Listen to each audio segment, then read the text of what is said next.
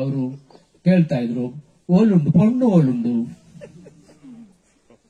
ಶವ ಸಂಸ್ಕಾರ ಹೇಗಾಯ್ತು, ಹುಲಿ ತೋಡ್ತೋ, ಚಿರತೆ ತೋಡ್ತೋ ಅಥವಾ ಕರಡಿ ತೋಡ್ತೋ, ಇವರು ಫೌಂಡರ್, ಅವರೇ ಫಸ್ಟ್ ಹೋಗಿದ್ದು. ಇವಾಗ ಇಲ್ಲಿಂದ ಬೇರೆ ಗ್ರಹಕ್ಕೆ ಹೋಗ್ಬೇಕಂದ್ರೆ ಹೇಗೆ ಅವರನ್ನ ಉಳಿಸಬಹುದು ಅಂತ ಹೇಳಿ ಈಗ ಚಿಕ್ಕ ಟ್ಯಾಬ್ಲೆಟ್ ಗಳನ್ನ ಮಾಡಿದ್ದಾರೆ. ಮನಿ ಇಸ್ ವಾಟ್ ಮನಿ ಡಸ್ ಅಂತ ಹೇಳ್ತಾರೆ. ಈ ಹಣ ಅನ್ನುವಂಥದ್ದು ಹಣ ಏನು ಮಾಡುತ್ತೆ ಅದ್ರ ಮೇಲೆ ಹೊಂದಿಕೆ ಆಗಿದೆ.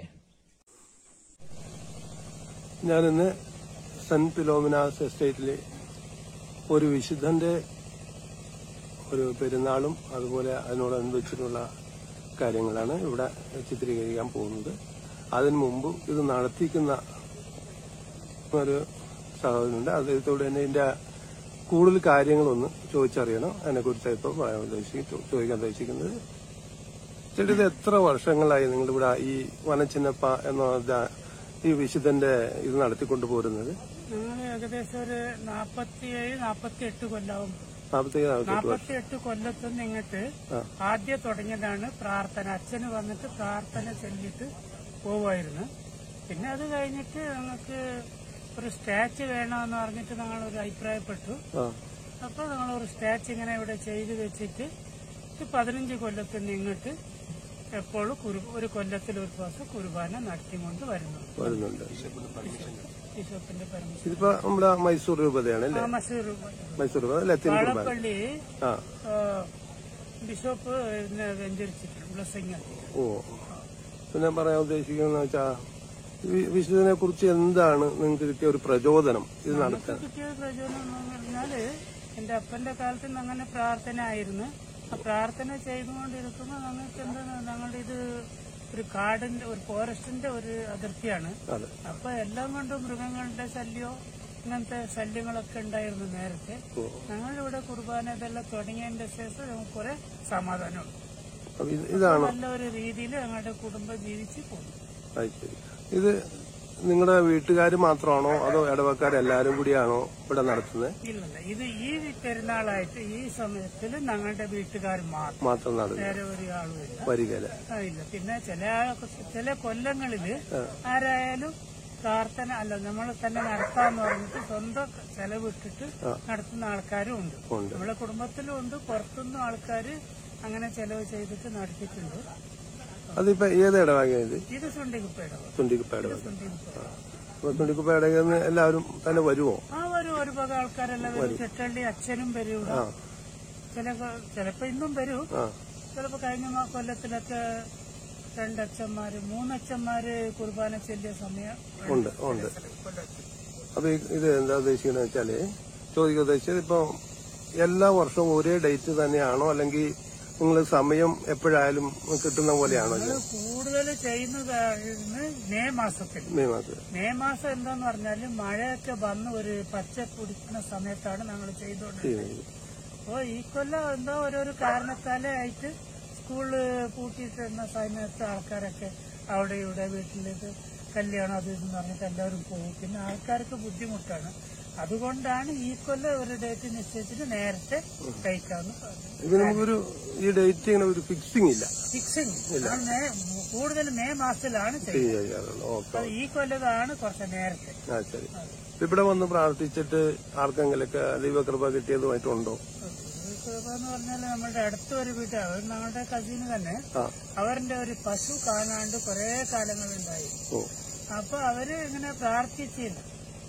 ഇത് ഞങ്ങള് ഇവിടെ പശുവിനെ കണ്ടു കിട്ടിയാൽ ഇവിടേക്ക് നേർച്ചയായിട്ട് ഒരു കോയിനെ കൊടുക്കാം. അങ്ങനെ അവര് ആ അപ്പന് അങ്ങനെ ഉച്ചക്ക് വീട്ടിൽ നിന്നെല്ലാം നേർന്ന് ഇങ്ങനെ വന്നോണ്ടിരിക്കും. അതിന് പശുവിനെ തെരഞ്ഞു വന്നോണ്ടിരിക്കുമ്പോ ആ പശു ഇതിന്റെ ഉള്ളിൽ ഇവിടെ എവിടെയും മേയുന്നുണ്ടായിരുന്നു. അങ്ങനെ അവര് മരിക്കുന്നവരെ ഒരു കൊല്ലത്തിൽ ഒരു കോയിനൊക്കെ. നേരത്തെ കോഴിയാണോ? കോഴിയുണ്ട്, ആടുണ്ട്. കോയിനെ അറക്കും, ആടിനെ അറക്കും.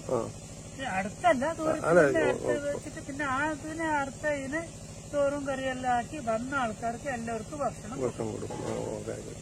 ഇതിപ്പോ കുറെ വർഷങ്ങളായ ഇത് തന്നെ ഒരു 48 കൊല്ലം. അതല്ല ഞാൻ ഉദ്ദേശിച്ചത്, നമ്മുടെ ഈ പശുവിനെ കാണാണ്ടായി എന്നൊക്കെ പറഞ്ഞില്ലേ? പശുവിനെ കാണാണ്ടായിട്ട് ഏകദേശം ഒരു 10-20 വർഷം മുമ്പാണ്.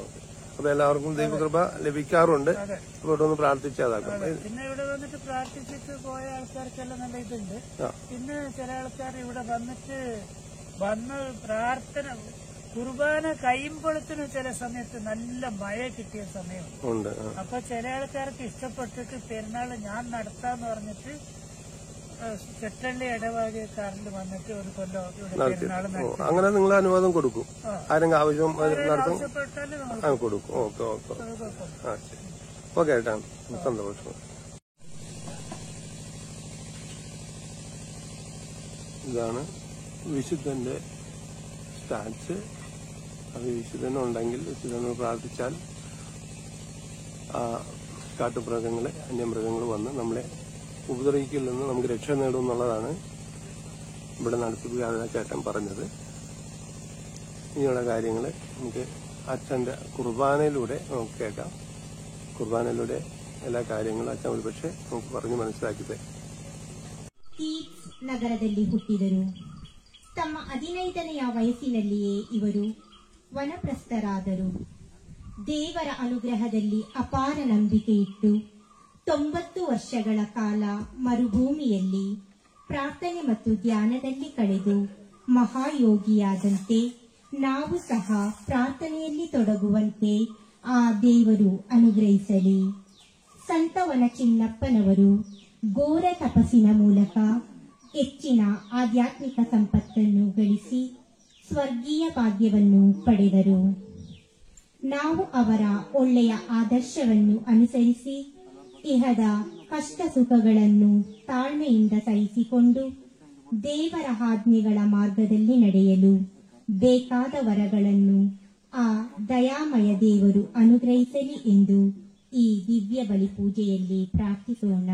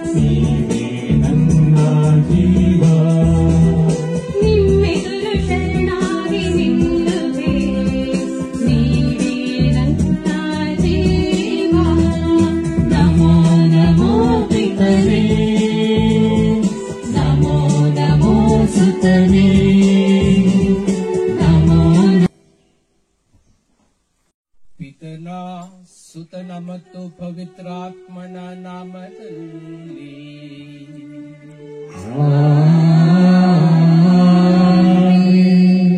ನಮ್ಮ ಪ್ರಭು ಯೇಸು ಕ್ರಿಸ್ತರ ಕೃಪಾವರವು ದೇವರ ಪ್ರೀತಿಯು ಪವಿತ್ರಾತ್ಮರ ನ್ಯೂನತೆಯು ನಿಮ್ಮೆಲ್ಲರೊಡನೆ ಇರಲಿ.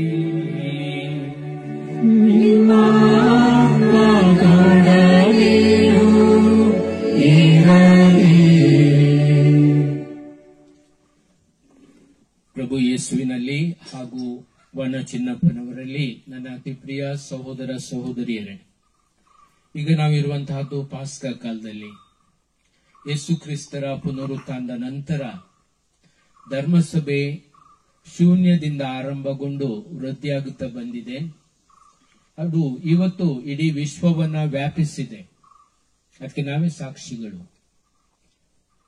ಆದರೆ ಈ ಧರ್ಮಸಭೆ ಆರಂಭವಾದಂತಹದ್ದು ಕೆಲವು ವ್ಯಕ್ತಿಗಳ ಸಾಕ್ಷ್ಯಗಳಿಂದ. ವಿಶೇಷವಾಗಿ ಇವತ್ತು ನಾವು ನಮ್ಮ ಸಾಧಾರಣ ಕಾಲದ ವಾಚನಗಳನ್ನು ತೆಗೆದುಕೊಂಡ್ರೆ ಇವತ್ತು ಸ್ಟೇಫನನ ಹತ್ಯೆಯ ಬಗ್ಗೆ ನಾವು ನೋಡ್ತಾ ಇದ್ದೇವೆ. ಸ್ಟೇಫನ ನಮ್ಮಂತೆ ನಮ್ಮ ಗುರು ಹಿರಿಯರಿಂದ ಧರ್ಮವನ್ನ ಕಲಿತಂತವರಲ್ಲ. ನಮ್ಗೆಲ್ರೂ ಕೂಡ ತಲೆಮಾರುಗಳ ಕ್ರೈಸ್ತ ಇತಿಹಾಸ ಇದೆ. ನಮ್ಮ ಅಜ್ಜ ಇರ್ಬೋದು, ಮುತ್ತಜ್ಜ ಇರ್ಬೋದು, ನಾವೆಲ್ಲರೂ ಕೂಡ ಆ ಪರಿಸರದಲ್ಲಿ ಬೆಳೆದು ಬಂದಂತವರು. ವಿಶ್ವಾಸ ವೃದ್ಧಿಯಾಗ್ತಾ ಬಂದಿದೆ. ಆದರೆ ಸ್ಟೇಫನ್ನರು ಆಗ ತಾನೇ ಯಹೂದ್ಯ ಧರ್ಮಾವಲಂಬಿ ಆಗಿದ್ರು ಕೂಡ ಕ್ರಿಸ್ತರನ್ನ ಅಂಗೀಕರಿಸಿ ಅನುಕರಿಸಿ ರಕ್ತ ಸಾಕ್ಷಿ ಆಗ್ತಾರೆ. ಅವರ ರಕ್ತ ಸಾಕ್ಷಿ ಮರಣ ಸಹಸ್ರಾರು ಜನರಿಗೆ ಪ್ರೇರಣೆಯಾಗುತ್ತೆ. ಹಾಗೇನೆ ಧರ್ಮಸಭೆ ಪ್ರಾರಂಭವಾದಂತಹದ್ದು ಚಿಕ್ಕ ಚಿಕ್ಕ ಸಮುದಾಯಗಳ ಕೂಟದಿಂದ ಮತ್ತು ಅವರು ವಿಶ್ವಾಸಕ್ಕೆ ಸಾಕ್ಷಿಯಾದಂತಹ ಆ ಘಟನೆಗಳಿಂದ. ಅದರಿಂದ ಇವತ್ತು ನಾವು ಇಲ್ಲಿ ಸೇರಿದ್ದೇವೆ. ಕ್ರೈಸ್ತರು ಆದ ನಾವು ಇಲ್ಲಿ ಸೇರಿದ್ದೇವೆ. ಇದು ನಮ್ಮ ವಿಶ್ವಾಸವನ್ನ ಗಟ್ಟಿ ಮಾಡುತ್ತೆ, ನಮ್ಮ ಸಂಬಂಧಗಳನ್ನ ಗಟ್ಟಿ ಮಾಡುತ್ತೆ. ವಿಶೇಷವಾಗಿ ವನ ಚಿನ್ನಪ್ಪನವರನ್ನ ನಾವಿಲ್ಲಿ ಸ್ಮರಿಸ್ತಾ ಇದ್ದೇವೆ. ವನ ಚಿನ್ನಪ್ಪನವರು ಕ್ರಿಸ್ತಾನುಭವಕ್ಕೆ ಇನ್ನೊಂದು ರೀತಿಯಲ್ಲಿ ಹೊಸತನವನ್ನ ಕೊಟ್ಟಂತವರು ಇವರನ್ನ ಅಧಿಕೃತವಾಗಿ ನಮ್ಗೆ ಗೊತ್ತಿದೆ. ಮಠಗಳ ಬಗ್ಗೆ ನಮ್ಗೆ ಗೊತ್ತಿದೆ. ವಾನಪ್ರಸ್ಥದ ಬಗ್ಗೆ ಭಾರತೀಯರಾದಂತಹ ನಮ್ಗೆ ಯಾರು ಹೇಳ್ಬೇಕಂತ ಅವಶ್ಯಕತೆ ಇಲ್ಲ. ಯಾಕಂದ್ರೆ ಋಷಿ ಮುನಿಗಳ ಕಥೆಗಳನ್ನ ನಾವು ಕೇಳಿದ್ದೇವೆ. ಈಗಲೂ ಕೂಡ ನೀವು ನಾಗ ಋಷಿಗಳು ಅಂತ ನೀವು ಕೇಳಿದ್ದೀರಾ. ಅವರು ಇಡೀ ಬದುಕನ್ನ ಅಲ್ಲೇ ಕಳೀತಾರೆ. ಉದ್ದುದ್ದ ಗಡ್ಡ ಬಿಟ್ಟಿದ್ದಾರೆ, ವಸ್ತ್ರ ಇರೋದಿಲ್ಲ, ಇಡೀ ಜೀವಮಾನ ಅಲ್ಲೇ ಅವರು ಕಳೀತಾರೆ. ನಮ್ಗೆ ಇದರ ಸಾಕ್ಷಿ ಬೇಕಿಲ್ಲ.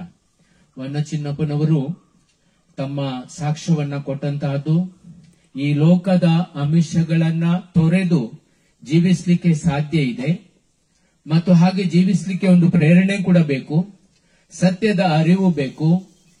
ಅದನ್ನ ಅವರು ತೋರಿಸಿಕೊಟ್ಟಿದ್ದಾರೆ. ನಾವು ಲೋಕದಲ್ಲಿದ್ದು ಕ್ರಿಸ್ತರನ್ನ ಸಾಕ್ಷಾತ್ಕರಿಸಬಹುದು, ಆದ್ರೆ ಈ ಲೋಕದ ಆಮಿಷಗಳನ್ನಗೆ ಬೆನ್ನು ಹಾಕಿ ಕ್ರಿಸ್ತರೇ ನನಗೆ ಸಂಪೂರ್ಣ ಪರಿಪೂರ್ಣ ಎಂಬುದಾಗಿ ಅರಿತು ಜೀವಿಸಿದಂತಹ ಮಹಾನ್ ವ್ಯಕ್ತಿ ವನ ಚಿನ್ನಪ್ಪನವರು. ಕ್ರಿಸ್ತ ಶಕ 2020ರಿಂದ 340 ತನಕ ಅವರು ಜೀವಿಸಿದಂತಹದ್ದು. ಸುಮಾರು 113 ವರ್ಷಗಳ ಸುದೀರ್ಘವಾದಂತಹ ಬದುಕು. ಅದು ಕಾಡಿನಲ್ಲಿ. ವನ ಅಂದ್ರೆ ಕಾಡು. ವನದಲ್ಲಿ ಜೀವಿಸಿದ್ರು. ನಾವು ಈಗ ಅದನ್ನ ಇಮ್ಯಾಜಿನ್ ಕೂಡ ಮಾಡಕ್ಕಾಗಲ್ಲ. ಆದ್ರೂ ಕೂಡ ಅವರು ಹಲವಾರು ಮಠಾಧಿಪತಿಗಳಿಗೆ ಪ್ರೇರಣೆ ಆಗ್ತಾರೆ. ಅವರು ಫಸ್ಟ್ ಮಠಾಧಿಪತಿ ಅಂತ ನಾವು ಈ ಪುಸ್ತಕದಲ್ಲಿ ಓದ್ತೇವೆ. ಆದ್ರೆ ನಾವು ಅವರನ್ನ ಹರ್ಮಿಟ್ ಅಂತ ಹೇಳ್ತೇವೆ, ವನಪ್ರಸ್ಥರು.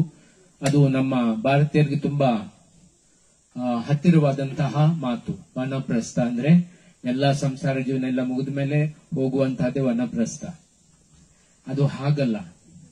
ವನಪ್ರಸ್ಥ ಅಂದ್ರೆ ಹರ್ಮಿಟ್ ಅಂತ ಹೇಳಿದ್ರೆ ಲೋಕವನ್ನ ತ್ಯಜಿಸಿ ಇಲ್ಲಿದಂತಹ ಎಲ್ಲ ಸೌಕರ್ಯ ಸೌಲಭ್ಯಗಳನ್ನ ಹಾಗೂ ಲೌಕಿಕವಾದಂತಹ ಆಮಿಷಗಳನ್ನ ತೊರೆದು ಕ್ರಿಸ್ತರ ಅನುಭವ ಪಡೆಯುವಂತಹದ್ದಿದೆಯಲ್ಲ, ಅದು ಒಂದು ದೊಡ್ಡ ಸಂಗತಿ.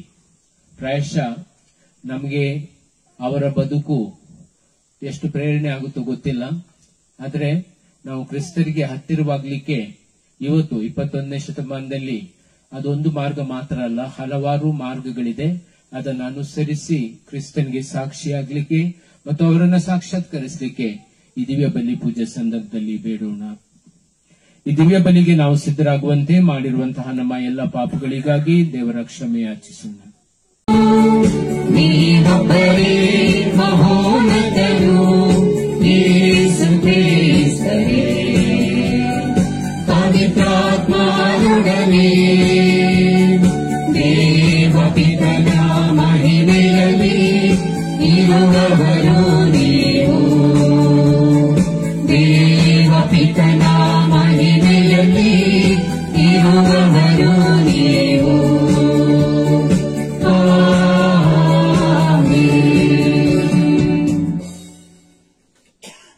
ಪ್ರಾರ್ಥಿಸೋಣ. ದೇವರೇ, ಮಠಾಧಿಪತಿಯಾದಂತಹ ಸಂತ ವನಪ್ರಸ್ಥ ಅಂತೋನಿಯವರು ಮರುಭೂಮಿಯ ತಮ್ಮ ಅದ್ಭುತ ಜೀವನದ ಮೂಲಕ ನಿಮ್ಮ ಸೇವೆಗೈದರು. ಅವರ ಭಿನ್ನಹದ ಮೂಲಕ ನಾವು ನಮ್ಮನ್ನೇ ಪರಿತ್ಯಜಿಸಿ ಎಲ್ಲಕ್ಕಿಂತಲೂ ಮಿಗಿಲಾಗಿ ನಿಮ್ಮನ್ನು ಸದಾ ಪ್ರೀತಿಸುವಂತೆ ಮಾಡಿರಿ. ನಿಮ್ಮೊಂದಿಗೆ ಪವಿತ್ರಾತ್ಮರ ಐಕ್ಯದಲ್ಲಿ ದೇವರಾಗಿ ಯುಗ ಯುಗಾಂತರಕ್ಕೂ ಜೀವಿಸಿ ಆಳುವ ನಮ್ಮ ಪ್ರಭುವು ನಿಮ್ಮ ಪುತ್ರರೂ ಆಗಿರುವ ಯೇಸು ಕ್ರಿಸ್ತರ ಮುಖಾಂತರ ನಿಮ್ಮನ್ನು ಪ್ರಾರ್ಥಿಸುತ್ತೇವೆ. ಸಂತ ಪೌಲನು ಎಫೆಸಿಯರಿಗೆ ಬರೆದ ಪತ್ರದಿಂದ ವಾಚನ. ಪ್ರಭುವಿನ ಅನ್ಯೋನ್ಯತೆಯಲ್ಲಿ ಬಲಾಢ್ಯರಾಗಿರಿ.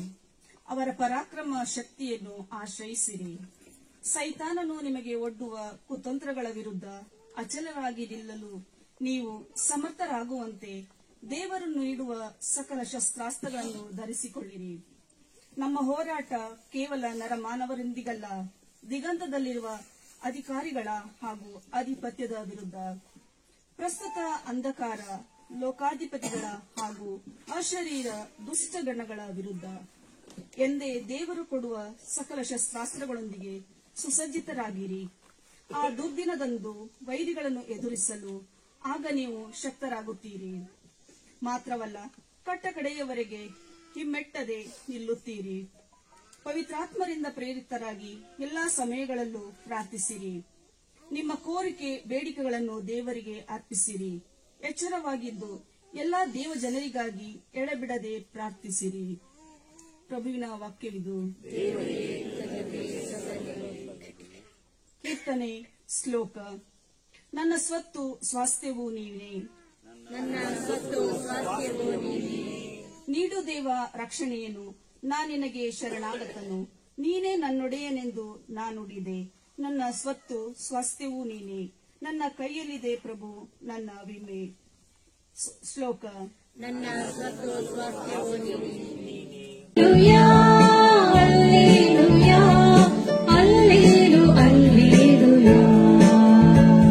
ನಿನ್ನ ಸಂದೇಶವು ಬಾಳಿಗೆ ಮೂರ್ತಿಯೋ, ನಿನ್ನ ಸಂದೇಶವು ಬಾಳಿಗೆ ಮೂರ್ತಿಯೋ, ಅದುವೇ ದಾರಿಗೆ ಜ್ಯೋತಿಯೋ, ಅದುವೇ ದಾರಿಗೆ ಜ್ಯೋತಿಯೋ. Hallelujah hallelujah hallelujah alleluia alleluia alleluia. ಪ್ರಭು ನಿಮ್ಮೊಡನೆ ಇರಲಿ.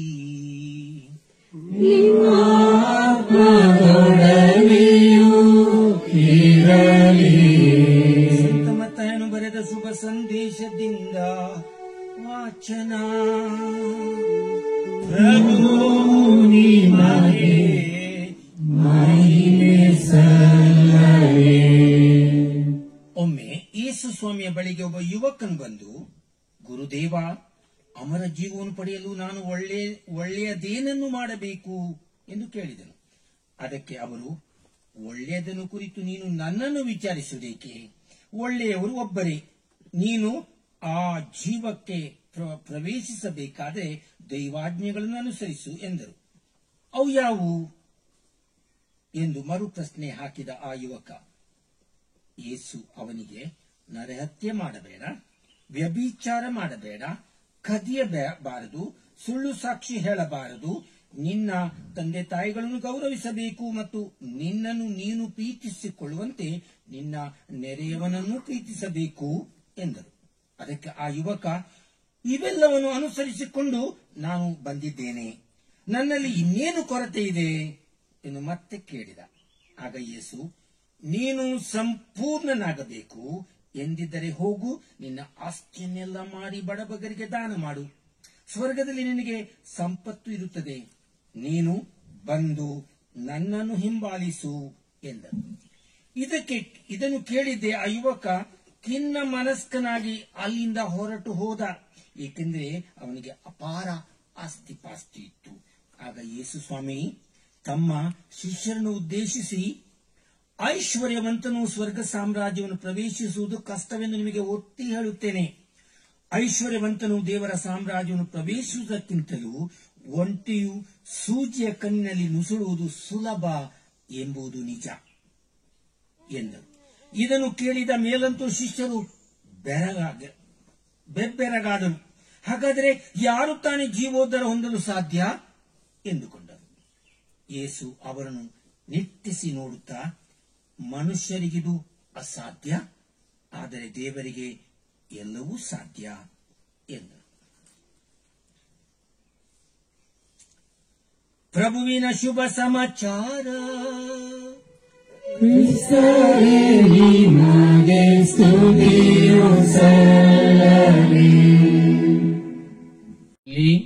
ಹಾಗೂ ವನ ಚಿನ್ನಪ್ಪನವರಲ್ಲಿ ಅತಿ ಪ್ರಿಯ ಸಹೋದರ ಸಹೋದರಿಯರೇ, ವನ ಚಿನ್ನಪ್ಪನವರು ಸಾಮಾನ್ಯವಾಗಿ ಜನರಿಗೆ ನೆನಪಾಗುವಂತಹದ್ದು ಬರಗಾಲ ಬರುವಾಗ.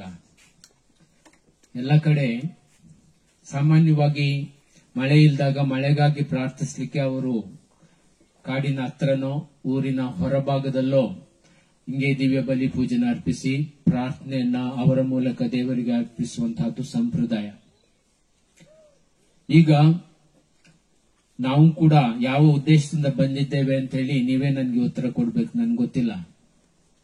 ಆದ್ರೆ ಒಂದು ಸ್ಥಳಕ್ಕೆ ಬರುವಾಗ, ಒಂದು ಆಚರಣೆಯಲ್ಲಿ ಭಾಗವಹಿಸುವಾಗ ಆ ಸ್ಥಳ ಮತ್ತು ಆ ಆಚರಣೆ ಇದು ನನಗೆ ಏನ್ ಮಾಡ್ಲಿಕ್ಕಿದೆ ಇದನ್ನ ಅರಿತು ಬಂದ್ರೆ ಸಾಕು. ನನ್ನ ಆರ್ಡಿನೇಷನ್ ಆದಾಗ ನಮ್ಗೆ ಗೊತ್ತಿದೆ, ನಾವು ಅನ್ಯ ಧರ್ಮೀಯರನ್ನ ಕೂಡ ಕರೀತೇವೆ ಆರ್ಡಿನೇಷನ್ಗೆ. ಅವ್ರಿಗೆ ಈ ಆರ್ಡಿನೇಷನ್ ಏನಂತ ಗೊತ್ತಿಲ್ಲ, ಅನ್ಯ ಜನರು ಗೊತ್ತಿಲ್ಲಲ್ಲ. ಗುರು ದೀಕ್ಷೆ ಅದು ಗೊತ್ತಿಲ್ಲ. ಅವ್ರು ತಿಳ್ಕೊಂಡಿರೋದು ಇನ್ವಿಟೇಷನ್ ಮದುವೆದು ಬಂದಿದೆ ಅಂತ ಹೇಳಿ ಅವರು ಕೇಳ್ತಾ ಇದ್ರು, ಓಲುಂಡು ಪೊಣ್ಣು ಓಲುಂಡು ಪೊಣ್ಣು ಓಲುಂಡು ಅಂತ. ಯಾಕಂದ್ರೆ ಕೆಲವೊಂದ್ಸರಿ ಈ ಮುಸಲ್ಮಾನರಲ್ಲಿ ಅವ್ರ ಹೆಣ್ಣನ್ನು ತೋರಿಸೋದಿಲ್ಲ ಅಂತೆ. ಸೊ ಅವ್ರ ಉದ್ದೇಶ ಏನು, ಗಂಡು ಹೆಣ್ಣು ನೋಡ್ಬೇಕು, ಊಟ ಮಾಡ್ಬೇಕು, ಹೋಗ್ಬೇಕು. ಆದ್ರೆ ಈ ವನಚನ್ನಪ್ಪನವರ ಈ ಹಬ್ಬದ ಆಚರಣೆ ನಮ್ಗೇನಾದ್ರೂ ಹೇಳುತ್ತಾ ಅಂತ ಹೇಳಿ, ಅಥವಾ ಇದರಿಂದ ನಾವೇನಾದ್ರೂ ಕಲಿಬಹುದಾ ಅಂತ ಹೇಳಿ ನಾವು ಯೋಚನೆ ಮಾಡೋಣ. ನೀವು ಪ್ರತಿ ವರ್ಷ ಪ್ರಬೋಧನೆಯನ್ನು ಕೇಳಿರ್ಬಹುದು. ಅವರ ಬದುಕಿನ ಬಗ್ಗೆ ನಿಮ್ಗೆ ಮಾಹಿತಿ ಇದೆ ಅಂತ ಅನ್ಕೋತೀನಿ. I am not going to repeat it. ಅದನ್ನ ನಾನು ಪುನಃ ಹೇಳೋಲ್ಲ. ಅವರು ಒಂದಂತೂ ಸತ್ಯ, ಅವರು 90 ವರ್ಷ ಕಾಡಿನಲ್ಲಿ ಜೀವಿಸಿದ್ರು ಅಂತ ಹೇಳಿ. ಕಷ್ಟ. ಅದಕ್ಕೆ ಒಂದು ವಿಶೇಷವಾದಂತಹ ಶಕ್ತಿ, ಅನುಗ್ರಹ ಬೇಕು. ಅದನ್ನು ಅವರು ಹೊಂದಿದ್ರು. ಅದರಿಂದ ಅವರು 90 ವರ್ಷ ಜೀವಿಸಲಿಕ್ಕೆ ಸಾಧ್ಯ ಆಯಿತು. ಮತ್ತೆ ಅವರು ಏನ್ ಮಾಡ್ತಾ ಇದ್ರು ಅಂತ ಹೇಳಿ ನಿಮ್ಗೆ ಗೊತ್ತಿದೆ. ಅವ್ರಿಗೆ ಊಟ ಎಲ್ಲಿಂದಲೋ ಬರ್ತಾ ಇತ್ತು, ಕಾಗೆ ತಂದು ಕೊಡ್ತಿತ್ತದು, ಅಥವಾ ಕಾಗೆಯನ್ನ ಅಲ್ಲಿ ಕೇವಲ ಒಂದು ಸಾಧನವನ್ನಾಗಿ ಹೇಳಿದಾರೋ ಅದು ನಮ್ಗೆ ಗೊತ್ತಿಲ್ಲ. ಅವರ ಶವ ಸಂಸ್ಕಾರ ಹೇಗಾಯ್ತು, ಹುಲಿ ತೋಡ್ತೋ, ಚಿರತೆ ತೋಡ್ತೋ ಅಥವಾ ಕರಡಿ ತೋಡ್ತೋ ಅದು ನಮ್ಗೆ ಗೊತ್ತಿಲ್ಲ. ಯಾರು ಅಲ್ಲಿ ಹೋಗಿ ಕ್ಯಾಮರಾ ಹಿಡಿದು ನೋಡಿದ್ದಿಲ್ಲ. ಆದ್ರೆ ಇಂತಹ ದಂತಕಥೆಗಳು ಇವೆ. ಯಾಕಂದ್ರೆ ಇದು 2ನೇ-3ನೇ ಶತಮಾನ. ನಾವು ಅದನ್ನ ಯೋಚನೆ ಮಾಡಬೇಕು. ಈಗಲೇ ಎಲ್ಲ ತಪ್ಪಿಸ್ಕೊಳ್ತಾರೆ. ನಿಮ್ಗೆ ಗೊತ್ತಿದೆ, ರಾಮೇಶ್ವರಂನಲ್ಲಿ ಕಫೆನಲ್ಲಿ ಬಾಂಬ್ ಇಟ್ಬಿಟ್ಟು ಆತ ತಪ್ಪಿಸ್ಕೊಂಡು ಹೋಗಿದ್ದ. ಸುಮಾರು ದಿನ ಸಿಕ್ಲೇ ಇಲ್ಲ. ಆಮೇಲೆ ಅವನದೊಂದು ಟೋಪಿ ಬಿಸಾಕಿ ಹೋಗಿದ್ದ. ಟೋಪಿ ಹಿಡ್ಕೊಂಡು ನಮ್ಮ NIA ಹುಡ್ಕೊಂಡು ಹೋದ್ರು. ಟೋಪಿ ಎಲ್ಲಿ ಖರೀದಿ ಮಾಡಿದ್ರಂತ ತಿಳ್ಕೊಂಡ್ರು. ನಂತರ ಹೋಗಿ ಅವರು ಉಳಿದಂತಹ ಕೋಲ್ಕತ್ತಾದಲ್ಲಿ ಉಳಿದಂತಹ ಹೋಟೆಲ್ನಲ್ಲಿ ಅದನ್ನ ಅವರು ಪತ್ತೆ ಹಚ್ತಾರೆ. ನಮ್ಗೆ ಗೊತ್ತಿಲ್ಲ, ಈಗಿನ ಕಾಲದಲ್ಲೇ ಅಷ್ಟು ಕಷ್ಟ ಇದೆ ಸತ್ಯದ ಅನ್ವೇಷಣೆ ಮಾಡಲಿಕ್ಕೆ. ಇಂತಹದ್ರಲ್ಲಿ ಅವರ ಫೋಟೋವನ್ನ ಅವನ ಚಲನವಲನಗಳನ್ನ ಗಮನಿಸಿ ಆತನ ಭಾವಚಿತ್ರವನ್ನ ಕೂಡ ಅವರು ಮಾಡ್ತಾರೆ. ಆದ್ರೆ 3ನೇ ಶತಮಾನದಲ್ಲಿ ಏನಾಯ್ತು ನಮ್ಗೆ ಗೊತ್ತಿಲ್ಲ. ಆದ್ರೆ ಅವರ ಬದುಕು ನಮ್ಗೆ ಏನನ್ನ ಹೇಳುತ್ತೆ. ಈಗ ವಾನಪ್ರಸ್ಥ ಅಂದ್ರೆ ಎಲ್ಲರೂ ನಗಾಡ್ತಾರೆ. ಫಾರೆಸ್ಟ್ ಡಿಪಾರ್ಟ್ಮೆಂಟ್ ಅವ್ರು ನೀವೆಲ್ಲ ಒಳಗಡೆ ಹೋಗ್ಬಿಡ್ತಾರ, ಅವರೇ ನಿಮ್ಮನ್ನು ಒಗೆದು ಅವರಿಗೆ ಹೊರಗೆ ಹಾಕ್ತಾರೆ. So it is not practical today. ಅಂದು ಅದು ಪ್ರಸ್ತುತ ಇತ್ತು. ನಮ್ಗೆ ಗೊತ್ತಿದೆ 3ನೇ ಶತಮಾನ ಅಂತ ಹೇಳಿದ್ರೆ ಧರ್ಮಸಭೆ ಎದುರಿಸಿದಂತ ಅತ್ಯಂತ ಸಂಕಷ್ಟದ ಸಮಯ ಅದು. ಪ್ರಾಸಿಕ್ಯೂಷನ್ ಫ್ರಮ್ ರೋಮನರಿಂದ ಅವರಿಗೆ ತೀವ್ರವಾದಂತಹ ಕಷ್ಟದ ಮತ್ತು ವ್ಯಾಕುಲದ ಒಂದು ಪರಿಸ್ಥಿತಿ ಇತ್ತು.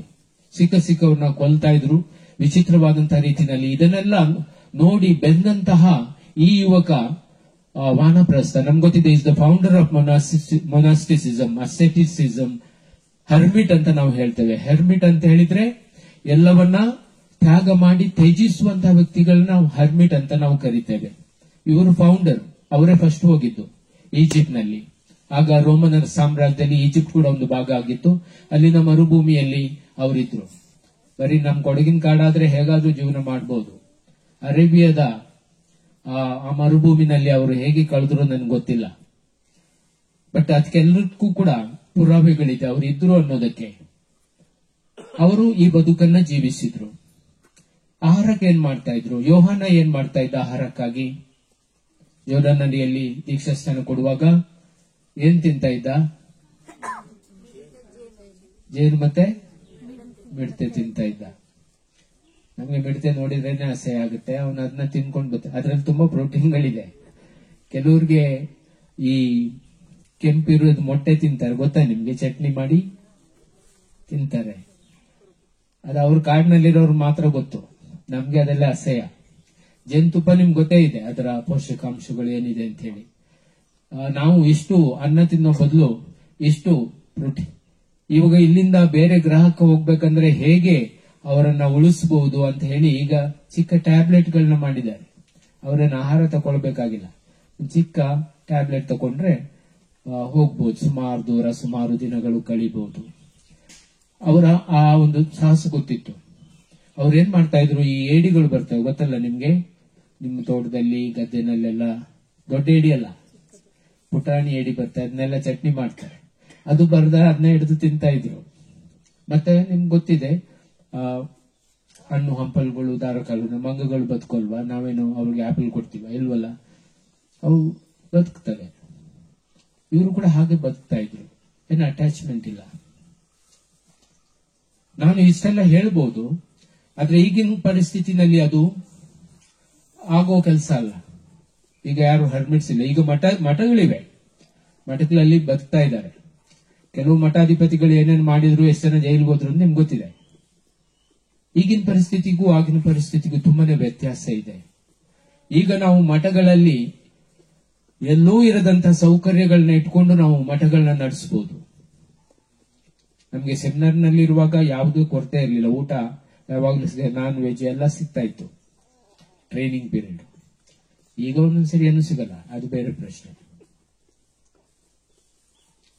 ನಾವು ಅಸೆಟಿಸಿಸಮ್ ಅಂತ ಹೇಳಿದ್ರೆ ಇದಕ್ಕೆ ಮುಖ ಮಾಡಿ ಜೀವಿಸೋದಲ್ಲ.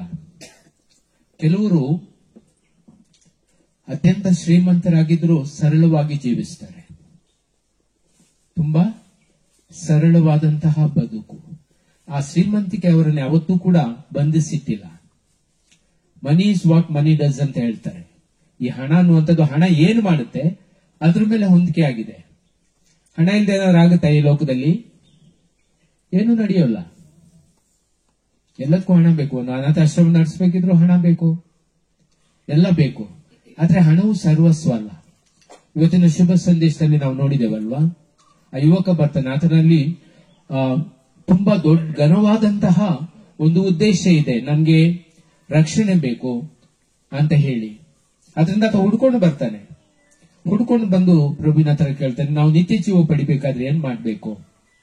ಆತ ಹೇಳ್ತಾರೆ, ಕಟ್ಟಳೆಗಳನ್ನ, ಇದು ಅಟ್ ದಿ ಔಟ್ ರೈಟ್ ಸಾಮಾನ್ಯವಾಗಿ ನಾವೆಲ್ಲರೂ ಮಾಡುವಂತಹದ್ದು, ಕಟ್ಟಳೆಗಳನ್ನ ಅನುಸರಿಸು, ಇತರನ್ನ ಪ್ರೀತಿಸು, ಇದು ಹೇಳ್ತಾರೆ.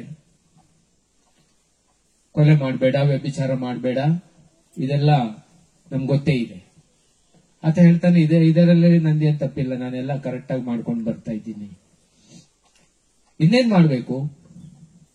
ಆವಾಗ ಯೇಸು ಸ್ವಾಮಿ ಹೇಳಿದ್ರು, ನಿನ್ನ ಉದ್ದೇಶ ಸರಿಯಾಗಿದೆ, ನೀನು ಮೋಕ್ಷ ರಾಜ್ಯದಿಂದ ದೂರ ಇಲ್ಲ, ನಿನ್ಗೆ ಅಪಾರ ಆಸ್ತಿ ಇದೆ, ಎಲ್ಲವನ್ನ ಸೇಲ್ ಮಾಡಿ ನನ್ನನ್ನು ಬಂದು ಹಿಂಬಾಲಿಸು.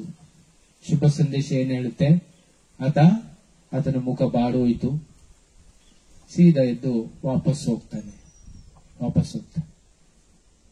ಮತ್ತೆ ನಿಮ್ಗೆ ಗೊತ್ತಿದೆ, ಸುಂಕ ವಸೂಲಿಗಾರ, ಆತನನ್ನು ಕೂಡ ಅವರು ಕರೀತಾರೆ. ಉಕ್ಕಡದಲ್ಲೇ ಕೂತ್ಕೊಂಡಿದ್ದ, ಆಗ್ಲೇ ಎಣಿಸ್ಕೊಂಡಿದ್ದ ಆತ ಕಟ್ಟು. ರೋಮನರಿಗಾಗಿ ಸುಂಕ ವಸೂಲಿ ಮಾಡ್ತಾ ಇದ್ದ, ರೋಮನರಿಗೆ ಅರ್ಧ ಕೊಟ್ಟು ಅರ್ಧ ಇಟ್ಕೊಳ್ತಾ ಇದ್ದ. ಅವನಿಗೂ ಕೂಡ ಯೇಸು ಕರೀತಾರೆ. ಮನೆಯಲ್ಲಿ ಅವರು ಊಟ ಮಾಡುವಾಗ ಅವನು ಹೇಳ್ತಾನೆ, ನನ್ನಲ್ಲಿರೋದೆಲ್ಲ ನಾನು ಕೊಟ್ಟು ಬಿಡ್ತೇನೆ, ನಾನು ನಿಮ್ಮನ್ನ ಹಿಂಬಾಲಿಸ್ತೇನೆ, ನೀವೇ ನನ್ನ ಸರ್ವಸ್ವ. ಜೆಬೆದೆಯ ಮಕ್ಕಳು ಪೇತ್ರ ಮತ್ತು ಯಾಕೋಬರನ್ನ ನೋಡಿ, ಅವರು ಕೂಡ ಬಲೆಗಳು, ಅವರು ದೊಡ್ಡ ಮೀನುಗಾರರು, ಒಂದು ತಂಡನೇ ಇತ್ತು ಅವ್ರದ್ದು. ಜೆಬೆದಿ ಅವರ ಅಪ್ಪ ಒಂದು ದೊಡ್ಡ ಬೋಟನ್ನೇ ಇಟ್ಕೊಂಡಿದ್ದ. ನಮ್ಗೆ ಗೊತ್ತಿದೆ, ನೀವು ಮಂಗಳೂರು ಕಡೆ ಹೋದ್ರೆ, ಉಡುಪಿ ಕಡೆ ಹೋದ್ರೆ ಒಂದು ಕುಟುಂಬದ ಒಂದು ವ್ಯವಸ್ಥೆ ಇರ್ತದೆ. ಅವರು ಬೋಟ್ಗಳನ್ನ ಇಟ್ಕೊಂಡಿರ್ತಾರೆ, ದೊಡ್ಡ ಬಿಸ್ನೆಸ್ ಅದು. ಪೇತ್ರ ಏನಂತ ಸಾಮಾನ್ಯ ವ್ಯಕ್ತಿ ಅಲ್ಲ, ಅವನಿಗೂ ಕೂಡ ದೊಡ್ಡ ಬಿಸ್ನೆಸ್ ಇತ್ತು. ಯೇಸು ಅವನನ್ನು ಕರೀತಾರೆ. ಆತ ಎಲ್ಲವನ್ನ ಬಿಟ್ಟು ಹಿಂಬಾಲಿಸ್ತಾ ಅಂತೇಳಿ ನಾವು ನೋಡ್ತೇವೆ. ಇಬ್ರು ಅಣ್ಣ ತಮ್ಮದಿರು. ನೀವು ದಿ ಚೋಸನ್ ಅಂತ ಒಂದು ಸೀರೀಸ್ ಬಂದಿದೆ ಯೇಸು ಸ್ವಾಮಿಯ ಬಗ್ಗೆ, ಅವರ ಬದುಕಿನ ಬಗ್ಗೆ. ಅದರಲ್ಲಿ ಒಂದು ಚಿತ್ರಣವನ್ನು ಕೊಟ್ಟಿದ್ದಾರೆ. ಜೆಬೆದಿ ಮೀನು ಹಿಡಿದು ಈ ತಂಡವನ್ನ, ಯೇಸು ಸ್ವಾಮಿ ಹಾಗೂ ಅವರ ಹಿಂಬಾಲಕರ ತಂಡವನ್ನ ಸಪೋರ್ಟ್ ಮಾಡ್ತಾರೆ. ಅವ್ರು ಇನ್ನೊಂದು ಮಾಡ್ತಾರೆ, ಅಲ್ಲಿ ಒಂದು ದ್ರಾಕ್ಷಾ ತೋಟವನ್ನು ಕೊಂಡ್ಕೊಂಡು ದ್ರಾಕ್ಷಿ ಎಲೆಯನ್ನು ಹಾಕಿ ಅದರಿಂದ ಬಂದಂತ ಲಾಭವನ್ನ ಈ ಒಂದು ತಂಡಕ್ಕೆ ಅವರು ಕೊಡ್ತಾರೆ. ಇಮ್ಯಾಜಿನರಿ, ಬಟ್ ನೋಡಿ ಅದು ಎಷ್ಟು ಚೆನ್ನಾಗಿದೆ. ಎಲ್ಲವನ್ನ ಹಿಂಬಾಲಿಸೋದು ಮಾತ್ರ ಅಲ್ಲ, ತನ್ನಲ್ಲಿರೋದನ್ನ ಕೊಟ್ಟು ತ್ಯಾಗ ಮಾಡಿ ಬೆಳೆಸುವಂತಹದ್ದು. ಇದು ಅವರು ಮಾಡಿದಂತಹದ್ದು. ಈಗ ಇವರು ಯಾಕೆ ಮಾಡಿದ್ರು ನನಗೆ ಗೊತ್ತಿಲ್ಲ. ಆದ್ರೆ ಒಂದು ಮಾತ್ರ ಸತ್ಯ, ಅವರು ಪ್ರಭುವಿಗಾಗಿ ಎಲ್ಲವನ್ನ ತ್ಯಜಿಸಿದ್ರು. ಯೇಸು ಸ್ವಾಮಿ ಏನ್ ಹೇಳಿದ್ರು? ಯೇಸು ಸ್ವಾಮಿ ಅವರು ಹೇಳಿದ್ರು, ನಿಮಗೆ ನಮ್ಮನ್ನು ಹಿಂಬಾಲಿಸಲು ಮನಸ್ಸಿದ್ದರೆ ನಿನ್ನನ್ನು ನೀನೇ ಪರಿತ್ಯಜಿಸಿ ನಿನ್ನ ಶಿಲುಬೆಯನ್ನು ನಿತ್ಯವೂ ಹೊತ್ತುಕೊಂಡು ನನ್ನನ್ನು ಹಿಂಬಾಲಿಸು. ನಿನ್ನನ್ನು ನೀನು ಪರಿತ್ಯಜಿಸೋದೆಗೆ ಇದು ದೊಡ್ಡ ಸವಾಲು, ನಿನ್ನನ್ನು ಪರಿತ್ಯಜಿಸೋದು. ನಾನು ಯಾವಾಗಲೂ ಹೇಳ್ತಾ ಇರ್ತೀನಿ, ಚರ್ಚಲ್ಲಿ ನಾವೆಲ್ಲರೂ ಕೂಡ ತುಂಬಾ ದೊಡ್ಡ ವಿಶ್ವಾಸಿಗಳು. ಬಾಗಿಲಿಂದ ಹೊರಗೆ ಬಂದಿದ್ದೆ ನಾವು ಕಣ್ಣು ಬಿಟ್ರೆ ನಮ್ಗೆ ಶೋಧನೆ ಇದೆ.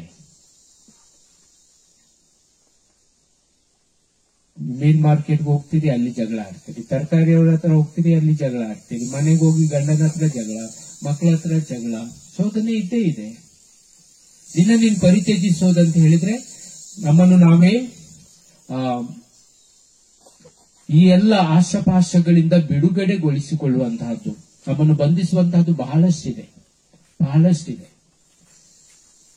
ವಿಶೇಷವಾಗಿ ಹಣ, ಎರಡನೇದಾಗಿ ಈ ಲೋಕದ ಆಶಾಪಾಶಗಳು, ದೈಹಿಕ ಆಶಾಪಾಶಗಳು, ಮಾನಸಿಕವಾದಂತಹ ಆಸೆಗಳು, ಇವೆಲ್ಲವೂ ನಮ್ಮನ್ನು ಬಂಧಿಸಿರ್ತವೆ. ನಮ್ಮಲ್ಲಿ ಈ ಲೋಕದಲ್ಲಿರುವಂತಹ ಎಲ್ಲಾ ಪ್ರಾಬ್ಲಮ್ಗಳಿಗೆ ಕಾರಣ ಅಂತ ಹೇಳಿದ್ರೆ ಒಂದು ಹಣ, ಎರಡನೇದು ಈ ಲೋಕದ ಸುಖ ಭೋಗಗಳು, ಆಮಿಷಗಳು. ಲೋಕ ಸುಖ ಭೋಗ ದೈಹಿಕವಾಗಿರ್ಬೋದು, ಮಾನಸಿಕವಾಗಿರ್ಬೋದು. ನಮ್ಗೆ ಗೊತ್ತಿದೆ, ನಾವೆಲ್ಲರೂ ಕೂಡ ಉತ್ತಮವಾದಂತಹ ಬದುಕನ್ನು ಅವರಂತೆ ಜೀವಿಸಬೇಕು. ಪಕ್ಕದ ಮನೆಯವರಲ್ಲಿ ಇದಿದೆ, ನನ್ನಲ್ಲೂ ಅದು ಬೇಕು. ಗಂಡನ್ಗೆ ಬೇಡ ಅಂದ್ರೆ ಹೆಂಡತಿಗೆ ಬೇಕು. ಅದರಿಂದ ಈ ಒಂದು ಸಮಸ್ಯೆ ನಮ್ಮನ್ನ ಕಾಡುತ್ತೆ. ಪ್ರಸ್ತುತ ಸಮಾಜದಲ್ಲಿ ನಾವು ಕಾಡಿಗೆ ಹೋಗಿ ತಪಸ್ಸು ಮಾಡಕ್ ಆಗೋದಿಲ್ಲ. ಆದ್ರೆ ಕೆಲವೊಂದ್ ಸಾರಿ ಆದ್ರೂ ನಮ್ಗೆ ಈಗ ರಿಟ್ರೀಟ್ ಸೆಂಟರ್ಗಳಿದೆ. ಅದು ಯಾತಕ್ಕಿದೆ? ಅಟ್ಲೀಸ್ಟ್ ವರ್ಷದಲ್ಲಿ ಒಮ್ಮೆ ಆದ್ರೂ ನಮ್ಮ ಜೀವನವನ್ನ ವಿಮರ್ಶೆ ಮಾಡಿಕೊಳ್ಳಲಿಕ್ಕೆ ನಮ್ಗೆ ಅವಕಾಶ ಕೊಡ್ಲಿಕ್ಕೆ. ನನ್ನ ಬದುಕು ಹೇಗೆ ಹೋಗ್ತಾ ಇದೆ, ನಾನು ಎಲ್ಲಿ ಎಡವಿದ್ದೇನೆ, ನಾನು ಮಾಡುವಂತಹ ತಪ್ಪು ಯಾವುದು, ನನ್ನ ತಪ್ಪಿನಿಂದ ಇತರಿಗೆ ಆದಂತಹ ಕಷ್ಟ ಸಂಕಟಗಳು ಎಷ್ಟು, ನಾನು ಇತರರನ್ನ ಎಷ್ಟು ಶೋಷಿಸಿದ್ದೇನೆ. ಇದು ನಾವು ನಮ್ಮ ಈ ಬದುಕನ್ನ ಬಿಟ್ಟು ಓಡಿ ಹೋಗ್ಲಿಕ್ಕಾಗಲ್ಲ, ತಪ್ಪಿಸ್ಕೊಂಡು ಓಡಿ ಹೋಗ್ಲಿಕ್ಕಾಗಲ್ಲ, ಅದನ್ನು ಜೀವಿಸಬೇಕು. ಅದೇ ಜೀವಿಸ್ಲಿಕ್ಕೆ ನಮ್ಗೆ ಇಂತಹ ವ್ಯಕ್ತಿಗಳು ಮಾರ್ಗದರ್ಶಕರಾಗಿದ್ದಾರೆ.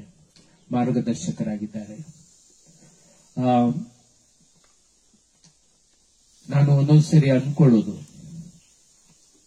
ನಾನು ಒಂದು ಧರ್ಮ ಕೇಂದ್ರದಲ್ಲಿರುವಾಗ ಒಬ್ಬಾಕೆಗೆ 6 ಜನ ಮಕ್ಕಳು, ಗಂಡ ಇಲ್ಲ. ಸುಮಾರು 15-20 ವರ್ಷಗಳ ಹಿಂದಿನ ಮಾತು. ಅಲ್ಲಿ ಕೂಲಿ ಎಷ್ಟು ಗೊತ್ತಾ? 60 ರೂಪಾಯಿ. 60 ಅಲ್ಲ, 30 ರೂಪಾಯಿ. ಇದಕ್ಕೆ 30 ರೂಪಾಯಿ. ಆಕೆ ನೋಡಿದಾಗ ನನಗೆ ಅನ್ಸೋದು, ಹೇಗೆ ಬದುಕ್ತಾಳೆ ಈ ವ್ಯಕ್ತಿ, 6 ಜನ ಮಕ್ಕಳನ್ನ ಹೇಗೆ ನೋಡ್ಕೊಳ್ತಾಳೆ. ಸವಾಲು. ಕೆಲವ್ರಿಗೆ ಗವರ್ಮೆಂಟ್ ಆಫೀಸರ್ಸ್ ಇರ್ತಾರೆ, ಬದುಕೆ ಕಷ್ಟ ಅಂತ ಹೇಳ್ತಾರೆ. ಏನ್ ಕಷ್ಟ ಫಾದರ್, ಮಕ್ಕಳು ಸಾಕ್ಬೇಕು, ಫೀಸ್ ಕಟ್ಟಬೇಕು ಅಂತ ಹೇಳಿ ನಾವು ಗೊಣಗ್ತೇವಲ್ವಾ, ಗೊಣಗ್ತೇವೆ. ಆಕೆ ಎಲ್ಲ ಮಕ್ಕಳನ್ನ ಸ್ಕೂಲಿಗೆ ಕಳಿಸಿದ್ಲು. ನಿಮ್ಗೆ ಗೊತ್ತಿದ್ದು, ಆಕೆಯ ಮೊದಲನೇ ಮಗ ಇಂಜಿನಿಯರಿಂಗ್ ಮಾಡ್ದ, 2ನೇ ಮಗಳು ನರ್ಸಿಂಗು, 3ನೇದು ಕಂಪ್ಯೂಟರ್ ಸೈನ್ಸ್. ಬಾಕಿಯವ್ರಿಗೆ ಗೊತ್ತಿಲ್ಲ, ಯಾಕಂದ್ರೆ ನಾನು ಅಲ್ಲಿಂದ ಟ್ರಾನ್ಸ್ಫರ್ ಆಗಿ ಹೋಗಿ. ನಾನು ಅನ್ಕೊಂಡಿದ್ದು, ಅದು ಹೇಗೆ ಸಾಧ್ಯ, ಈ ಒಬ್ಬ ಅವಿದ್ಯಾವಂತ ಕೂಲಿ ಮಹಿಳೆ ಇಷ್ಟೆಲ್ಲ ಸಾಧನೆ ಮಾಡ್ಲಿಕ್ಕೆ ಏನ್ ಸಾಧ್ಯ? ದೇವರು ಕೈ ಬಿಟ್ಟಿಲ್ಲ ಅಷ್ಟೇ. ನಮ್ಮ ಪರಿಶ್ರಮ ಬೇಕು, ಅಟ್ಯಾಚ್ಮೆಂಟ್ ಟು ಗಾಡ್. ದೇವರಿಂದ ನಮ್ಗೇನು, ನಾನು ಯಾವಾಗ್ಲೂ ಹೇಳ್ತಾ ಇರ್ತೇನೆ ನಮ್ಮ ಟೀಚರ್ಸ್ಗೆ, ನಮ್ಮ ಮಕ್ಕಳಿಗೆ, ನಮ್ಮ ಧರ್ಮಕ್ಕೆ, ವ್ಯಕ್ತಿಗಳಿಗೆ, ನಾವು ಈ ಮರೀಚಿಕೆಯಿಂದ ಹೋಗಿದ್ದೇವೆ. ಕಷ್ಟ ಸಂಕಷ್ಟಗಳು ಬರುವಾಗ ನನ್ಗೆ ಹಿಡ್ಕೊಳ್ಳಿಕ್ಕೆ ಏನೂ ಇಲ್ಲ. ಸಾಯೋನ್ಗೆ ಒಂದು ಹುಲ್ಕಡ್ಡಿನೂ ಆಧಾರವಾಗುತ್ತಂತೆ. ಸಾಯೋನ್ಗೆ ಒಂದು ಹುಲ್ಕಡ್ಡಿ ನಾವು ಹಿಡ್ಕೊಳ್ತಾನೆ. ಅದ್ರ ವಿಶ್ವಾಸ ಇಲ್ದವನ್ಗೆ, ಭಕ್ತಿ ಇಲ್ದವನ್ಗೆ, ಈ ಲೋಕಕ್ಕೆ ಅಂಟ್ಕೊಂಡವನ್ಗೆ ಏನು ಸಿಗಲ್ಲ, ಏನು ಹುಲ್ಕಡ್ಡಿನೂ ಸಿಗಲ್ಲ, ನಥಿಂಗ್. ಅವನು ಹಗ್ಗ ನೋಡ್ತಾನೆ, ಫ್ಯಾನ್ ನೋಡ್ತಾನೆ, ವಿಷದ ಬಾಟ್ಲಿ ನೋಡ್ತಾನೆ, ಬಾವಿ ನೋಡ್ತಾನೆ, ಕೆರೆ ನೋಡ್ತಾನೆ, ಟ್ರೈನ್ ನೋಡ್ತಾನೆ. ಕಳೆದ ವಾರ ಒಬ್ಬ ಮೆಟ್ರೋದಿಂದ ವೆಹಿಕಲ್ ಬಂದವನೇ, ಬೈಕ್ ನಿಲ್ಸಿ ಅಲ್ಲಿಂದ ಹಾರಿದಾನೆ, ಕೆಳಗೆ ಬಿಟ್ಟು ಪ್ರಾಣ ಬಿಟ್ಟಿದ್ದಾನೆ. ಎಲ್ಲ IT ಬಿಸ್ನೆಸ್ ಮಾಡೋರು, ಎಲ್ಲವೂ ಇದೆ. ಜೀವನದಲ್ಲಿ ತೃಪ್ತಿ ಇಲ್ಲ, ಸಮಾಧಾನ ಇಲ್ಲ, because you are attach to something else. ನಾನು ಆಸ್ಟ್ರೇಲಿಯಾಕ್ಕೆ ಹೋದಾಗ ಅಲ್ಲಿ ನನ್ನ ಸಹೋದರ ಹೇಳ್ತಾ ಇದ್ದ, ಇಲ್ಲಿ ಯೂತ್ಸ್ ಗಳೆಲ್ಲ ತುಂಬಾ ಸೂಸೈಡ್ ಮಾಡ್ಕೊಳ್ತಾರೆ ಅಂತ ಹೇಳಿ. ನಾನು ಕೇಳಿದೆ, ಏನಕ್ಕೆ ಸೂಸೈಡ್ ಮಾಡ್ಕೊಳ್ತಾರೆ ಅಂತ ಕೇಳಿದೆ. ಆಗ ಅವನು ಹೇಳ್ತಾನೆ, ಅವ್ರು ಯಾವತ್ತೂ ಚರ್ಚ್ ಮುಖ ನೋಡಿದವರಲ್ಲ, ವಿಶ್ವಾಸ ಅನ್ನುವಂಥದ್ದು ಇಲ್ವೇ ಇಲ್ಲ, ದೇವರಲ್ಲಿ ನಂಬಿಕೆ ಇಲ್ಲ. ಅವ್ರು ನಂಬುವಂತದ್ದು ಒಂದೇ ಮೋಜು ಮಸ್ತಿ, ನೈಟ್ ಪಾರ್ಟಿಗಳು, ಹಣ, ವೀಕೆಂಡ್ ಪಾರ್ಟೀಸ್. ಎಷ್ಟು ದಿನ ಅದು ನಿಮ್ಗೆ ಸಂತೋಷ ಕೊಡುತ್ತೆ, ತೃಪ್ತಿ ಕೊಡುತ್ತೆ? ಕೊಡಲ್ಲ. ಆ ವೀಕೆಂಡ್ ಪಾರ್ಟೀಸ್ ಬಿಟ್ಟು ಇನ್ನು ಮೇಲಕ್ಕೆ ಹೋಗಕ್ಕೆ ಏನಿದೆ? There is nothing. ಜಿಗುಪ್ಸೆ, ನಿರಾಶೆ. ಒಂದು ಇರುವೆ ಬೆಟ್ಟ ಹತ್ತಕ್ಕೆ ಪ್ರಯತ್ನ ಮಾಡ್ತಾ ಇತ್ತಂತೆ. ಅದು ಹತ್ತುತ್ತಾ ಸ್ವಲ್ಪ ತಿಪ್ಪನ ಬೀಳೋದು, ಉರುಳೋದು, ಕೆಳಗೆ ಬೀಳೋದು. ಹೀಗೆ ಹತ್ತಿ ಹಲವು ಸಾರಿ ಬಿದ್ದು ಉರುಳಿ ಲಾಸ್ಟ್ಗೆ ತುದಿ ಹತ್ತುತ್ತಂತೆ. ತುದಿ ಹತ್ಬಿಟ್ಟು ಅದು ಹೇಳಿದ ಮಾತಿದು, ಇಷ್ಟೇನಾ? ನಮ್ಮ ಬದುಕು ಹಾಗೆ ಆಗುವಂತಹದ್ದು. ಇನ್ನು ಇದರಲ್ಲಿ ಏನಿಲ್ಲ, ಇನ್ನು ಇದಕ್ಕಿಂತ ಮುಂದೆ ಹೋಗಕ್ಕೆ ನನಗೆ ಏನು ಕಾಣ್ತಾ ಇಲ್ಲ. But god is not like that. ನಾವು ಶೋಧಿಸಿದಷ್ಟು ಆಳಕ್ಕೆ ಹೋಗ್ತಾರೆ. ನಾವು ಹಾಡಾಡ್ತೇವೆ ಅಲ್ವಾ, god is love so deep, so high, so wide. ಇದ್ರ ಹಿನ್ನೆಲೆ ಗೊತ್ತಿದೆ ನಿಮ್ಗೆ? ಅಪ್ಪ ಮಗ ಇಬ್ರು ಹಡಗಿನಲ್ಲಿ ಹೋಗ್ತಾ ಇದ್ರಂತೆ. ಹಡಗಿನಲ್ಲಿ ಹೋಗುವಾಗ ಎಷ್ಟು ಚೆನ್ನಾಗಿದೆಯಲ್ಲ, ಈ ಹಡಗಿನ ಪ್ರಯಾಣ ಅಂತ ಹೇಳಿ ಮಗು ಹೇಳುವಾಗ, ಅದೇಮ್ಮ ದೇವರು, ನೋಡು ಈ ಸಮುದ್ರನ, ನಿನ್ಗೇನಾದ್ರು ಕಾಣುತ್ತಾ? ಆಕಾಶ ಅಷ್ಟು ಮೇಲೆ ಇದೆ, ಅದ್ರ ಆಳ ನಮ್ಗೆ ಗೊತ್ತಿಲ್ಲ, ಅದ್ರ ಅಗಲ ನೋಡು, ಅಳತೆ ಮಾಡಕ್ಕಾಗಲ್ಲ. So those are fallen in love with god, ಅವ್ರಿಗೆ ಭರವಸೆ ಇದೆ, ನಿರೀಕ್ಷೆ ಇದೆ. ಪುನರ್ತಂದ ಕಾಲದಲ್ಲಿರುವಂತಹ ನಮ್ಗೆ ಒಂದು ದೊಡ್ಡ ಸಾಕ್ಷಿ ಇದೆ. ಅದೇನಂದ್ರೆ, ಯೇಸು ಸ್ವಾಮಿ ಪುನರುತ್ಥಾನರಾಗಿ ಅವರು ತಮ್ಮ ಗಾಯಗಳನ್ನ ಉಳಿಸ್ಕೊಂಡು ಬಂದಿದ್ರು. ನಿಮ್ಗೆ ಆಶ್ಚರ್ಯ ಅನ್ಸ್ಬೋದು, ಏನಕ್ಕೆ ಗಾಯ ಇಟ್ಕೊಂಡು? ಪುನರುತ್ಥಾನವಾದಂತಹ ದೇಹ ಅವ್ರಿಗೆ ಪತ್ತೆ ಹಚ್ಚಿ ಆಗದಂತಹ ರೀತಿಯಲ್ಲಿ ಇದ್ರೂ ಕೂಡ ಗಾಯಗಳಿತ್ತು. ಅದು ಪುನರುತ್ಥಾನವಾದಂತಹ ಪರಿಶುದ್ಧ ದೇಹ. ಗಾಯ ಇಟ್ಕೊಂಡು ಬಂದಿದ್ದು ನಿಮ್ಗೆ ಸಾಕ್ಷಿ, ಇದಕ್ಕೆ ನೀವೇ ಸಾಕ್ಷಿಗಳಾಗಿದ್ದೀರಿ. ಹೋಗಿ ಪಾಪ ಪರಿಹಾರಕ್ಕೆ ಯೇಸುವಿನ ನಾಮ ಒಂದಿದೆ ಅಂತ ಹೇಳಿ ಪ್ರಚಾರ ಮಾಡಿ ಅಂತ ಅವ್ರು ಹೇಳ್ತಾರೆ. ಪ್ರಚಾರ ಮಾಡಿ ಅಂತ ಹೇಳಿ ಪ್ರತಿ ಸಾರಿ ಅವ್ರು ಹೇಳಿದ್ದು, ಗೋಚರಿಸಿದ್ದು, ನೋಡಿ ನನ್ನನ್ನು ನಂಬಿ. ನೋಡಿ, ದೆವ್ವಕ್ಕೆ ಭೂತಕ್ಕೆ ಮೂಳೆ ಇರೋದಿಲ್ಲ, ಭೂತಕ್ಕೆ ಮಾಂಸ ಇರೋದಿಲ್ಲ. ನೋಡಿ ನನ್ನ ಗಾಯ ನೋಡಿ, ನಾನೇ, ಡೂಪ್ಲಿಕೇಟ್ ಅಲ್ಲ. ನಿಮ್ಮಂದೇ ಹಸಿವು ನನ್ಗಾಗುತ್ತೆ ಅಂತೇಳಿ ಅವ್ರ ಹತ್ರ ಮೀನು ಕೂಡ ಎತ್ಕೊಂಡು ಅವ್ರು ತಿಂತಾರೆ. Proved himself. ನೀವು ಹೋಗ್ಬೇಕು. ನಾನು ಸತ್ತಂತಹದ್ದು ಸುಳ್ಳಲ್ಲ, ನನ್ನನ್ನು ಗೋರಿಯಲ್ಲಿ ಮುಚ್ಚಾಕಿದ್ದು ಸುಳ್ಳಲ್ಲ, ಆದ್ರೆ ನಾನು ಇವತ್ತು ಜೀವಂತವಾಗಿರುವುದು ಕೂಡ ಸುಳ್ಳಲ್ಲ, ಅದು ನಿಜ. ಅದರಿಂದ ನಾವು ಇದೇ ಪುನರುತ್ಥಾನದ ನಿರೀಕ್ಷೆಯಲ್ಲಿ ಯೇಸುವಿಗೆ ಹತ್ತಿರವಾಗಿ ಅವರನ್ನ ಹಿಡ್ಕೊಂಡು ಈ ಲೋಕದ ಆಮಿಷಗಳಿಗೆ ಬೆನ್ನು ಹಾಕಿ ಕ್ರಿಸ್ತನನ್ನ ಅಂಗೀಕರಿಸಿ ಆ ನಿಟ್ಟಿನಲ್ಲಿ ಹೋಗೋದು. ಇದೆಲ್ಲವೂ ಕೂಡ ಅಷ್ಟು ನಾವು ಊಹಿಸಿದಷ್ಟು ಸರಳ ಅಲ್ಲ. ಆದರೂ ನಾವು ಅದರ ಬೆಂಬಿಡದೆ ಅದನ್ನ ಹಿಂಬಾಲಿಸುವಂತ ಪ್ರಯತ್ನ ಮಾಡೋದು. ಯಾಕೆಂದ್ರೆ ನಮ್ಮ ಮೋಜು ಮಸ್ತಿಗಳ ಹಾಗೂ ಈ ಲೋಕದ ಆಶೆ ಅಭಿಲಾಷೆಗಳನ್ನ ಈಡೇರಿಸುವಲ್ಲಿ ನಾವು ಕೊನೆಗೆ ತಲುಪುವಂತಹದ್ದು ಡಿಸ್ಟ್ರಾಕ್ಷನ್ ಅಥವಾ ಏನ್ ಹೇಳ್ತೇವೆ, ದುರಂತಕ್ಕೆ ಈಡು ಮಾಡುತ್ತೆ. ಕೆಲವರು ಸಮಾಧಾನದಿಂದ ಸಾಯ್ತಾರೆ, ಇನ್ ಕೆಲವರು ಐಶ್ವರ್ಯ ಎಲ್ಲ ಇಟ್ಕೊಂಡು ನರಳಾಡ್ಕೊಂಡು ಸಾಯ್ತಾರೆ. ಯಾಕೆಂದ್ರೆ ಅವ್ರದ್ದು ಟ್ರ್ಯಾಕ್ ರೆಕಾರ್ಡ್ ಆಗಿದೆ. ಟ್ರ್ಯಾಕ್ ರೆಕಾರ್ಡ್ ನಾನೊಂದು ಧರ್ಮ ಕೇಂದ್ರದಲ್ಲಿರುವಾಗ ಒಬ್ಬ ಹಾಸಿಗೆ ಹಿಡಿದಿದ್ದ ಮನೆಯಲ್ಲಿ. ಹೋದ್ರೆ ಗಾಯಗಳಿಂದ ತುಂಬಿದೆ, ದುರ್ನಾತ ಹೊಡೆಯುತ್ತೆ. ನಾನು ಅಭ್ಯಂಗನ ಮಾಡ್ಲಿಕ್ಕೆ ಹೋದಾಗ ರೂಮ್ ನುಗ್ಗುವಾಗ ನಮ್ಗೆ ವಾಂತಿ ಬರುತ್ತೆ. ಅವನು ಹೇಳ್ತಾ, ಫಾದರ್, ನನ್ನನ್ನು ದೇವ್ರು ಕ್ಷಮಿಸಿದಾರ? ನನ್ನ ಪಾಪ ನಿವೇದನೆ ಮಾಡಿದೆಯಲ್ಲ, ಕ್ಷಮಿಸಿದ್ದಾರೆ. ಸಾಧ್ಯನಾ ಫಾದರ್ ನನ್ನನ್ನು ಕ್ಷಮಿಸಕ್ಕೆ ಅಂತ ಕೇಳ್ತಾನೆ ವ್ಯಕ್ತಿ. ಆ ಹುಷಾರಿಲ್ಲಕ್ಕಿಂತ ಮುಂಚೆ ಪ್ರತಿ ವಾರ ಬಂದು ಅವನು ವರ್ಷಗಳಿಂದ ಹಿಂದೆ ಮಾಡಿದ ಪಾಪವನ್ನು ಹೇಳ್ತಾ ಇದ್ದ. ನಾನು ಹೇಳ್ತಾ ಇದ್ದೆ, ಒಂದ್ಸರಿ ಪಾಪ ದೇವರು ಕ್ಷಮಿಸಿದಾರಲ್ಲ, ಪುನಃ ಯಾಕೆ ಬಂದು ಹೇಳ್ತಿ? ಕ್ಷಮಿಸ್ತಾರ ಫಾದರ್? ಕ್ಷಮಿಸ್ತಾರ? ನಿನ್ಗೆ doubt, because you have such a bad track record. ಅದರಿಂದ ನಮ್ಮ ಬದುಕು ಪರಿಶುದ್ಧವಾಗಿರಲಿ. ಈ ಲೋಕದ ಆಮಿಷಗಳನ್ನ ತ್ಯಜಿಸಿ ಎದ್ದು ನಿಲ್ಲುವಂತಹ ಧೈರ್ಯ, ವಿಶ್ವಾಸ ನಮಗೆ ವಚನಪುರ ಮೂಲಕ ಸಿಕ್ಲಿ ಅಂತ ಹೇಳಿ ಪ್ರಾರ್ಥಿಸೋಣ. ಆಮೇಲೆ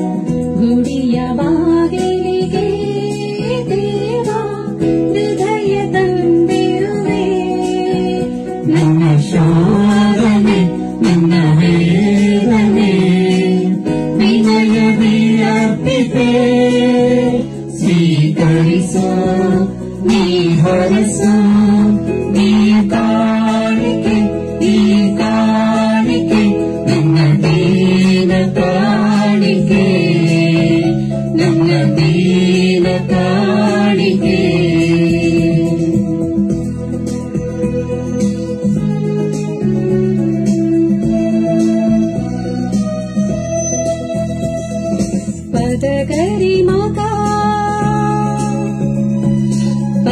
ಗರಿರಿಸ ಮನದ ತುಡಿತಗಳು ಹೃದಯದ ಮಿಡಿತಗಳು ನೋವಿನ ಜಡಗಳು ನಲಿವಿನ ದಿನಗಳು ನಿನಗೆ ಅರ್ಪಿತೆನು ಮನದ ತುಡಿತಗಳು ಹೃದಯದ ಮಿಡಿತಗಳು ನೋವು ನಲಿವಿನ ಕ್ಷಣ ಕ್ಷಣಗಳು ನಿನಗೆ ಅರ್ಪಿತೆನು ನಿನಗೆ ಅರ್ಪಿತೆನು. ಸಹೋದರ ಸಹೋದರಿಯರೇ, ನನ್ನ ಮತ್ತು ನಿಮ್ಮ ಬಲಿಯು ಸರ್ವಶಕ್ತರಾದಂತಹ ದೇವರಿಗೆ ಅಂಗೀಕೃತವಾಗುವಂತೆ ಪ್ರಾರ್ಥಿಸಿರಿ. ಪ್ರಭು ತನ್ನ ನಾಮದ ಸ್ತುತಿ ಹಾಗೂ ಮಹಿಮೆಗಾಗಿಯೂ ನಮ್ಮ ಮತ್ತು ತಮ್ಮಲ್ಲಿ ಪವಿತ್ರ ಧರ್ಮಸಭೆಯ ಒಳಿತಿಗಾಗಿಯೂ ಈ ಬಲಿಯನ್ನು ತಮ್ಮ ಕರಗಳಿಂದ ಸ್ವೀಕರಿಸಲಿ. ಪ್ರಭು ಸಂತ ಅಂತೋನಿಯವರ ಸ್ಮರಣಾರ್ಥ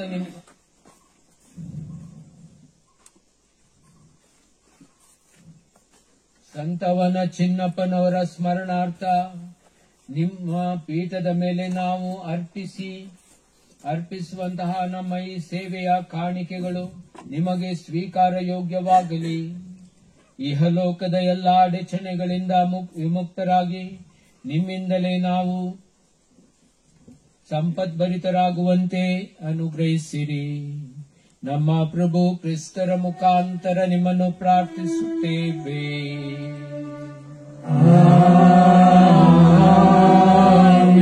ಪ್ರಭು ನಿಮ್ಮೊಡನೆ ಇರಲಿ,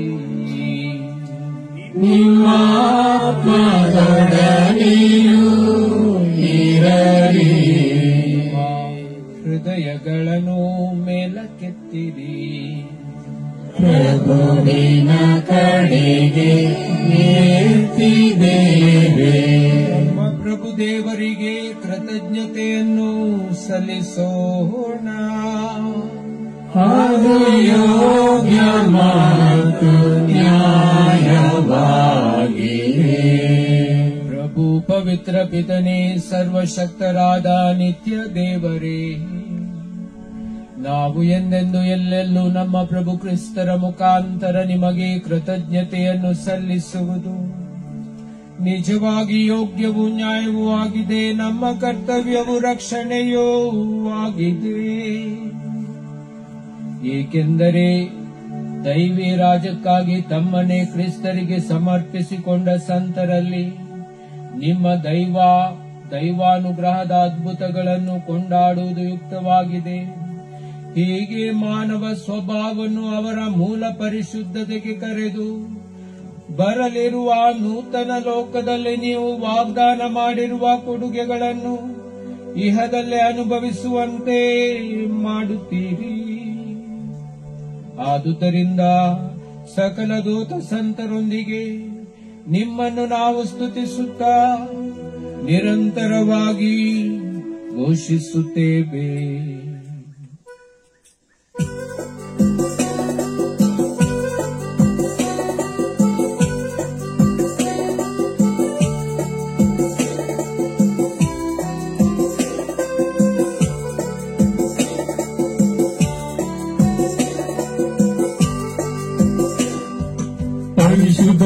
ಪರಿಶುದ್ಧರು ಪರಿಶುದ್ಧರು ಪರಿಶುದ್ಧರು ಸೇನಾಧೀಶ್ವರ ಪ್ರಭುದೇವರು. ಪರಿಶುದ್ಧರು ಪರಿಶುದ್ಧರು ಪರಿಶುದ್ಧರು ಪರಿಶುದ್ಧರು ಇಹ ಪರಗಳು ನಿಮ್ಮ ಮಹಿಮೆಯಿಂದ ತುಂಬಿದೆ. ಮಹೋನ್ನತದಲ್ಲಿ ಹೋಸಾನ.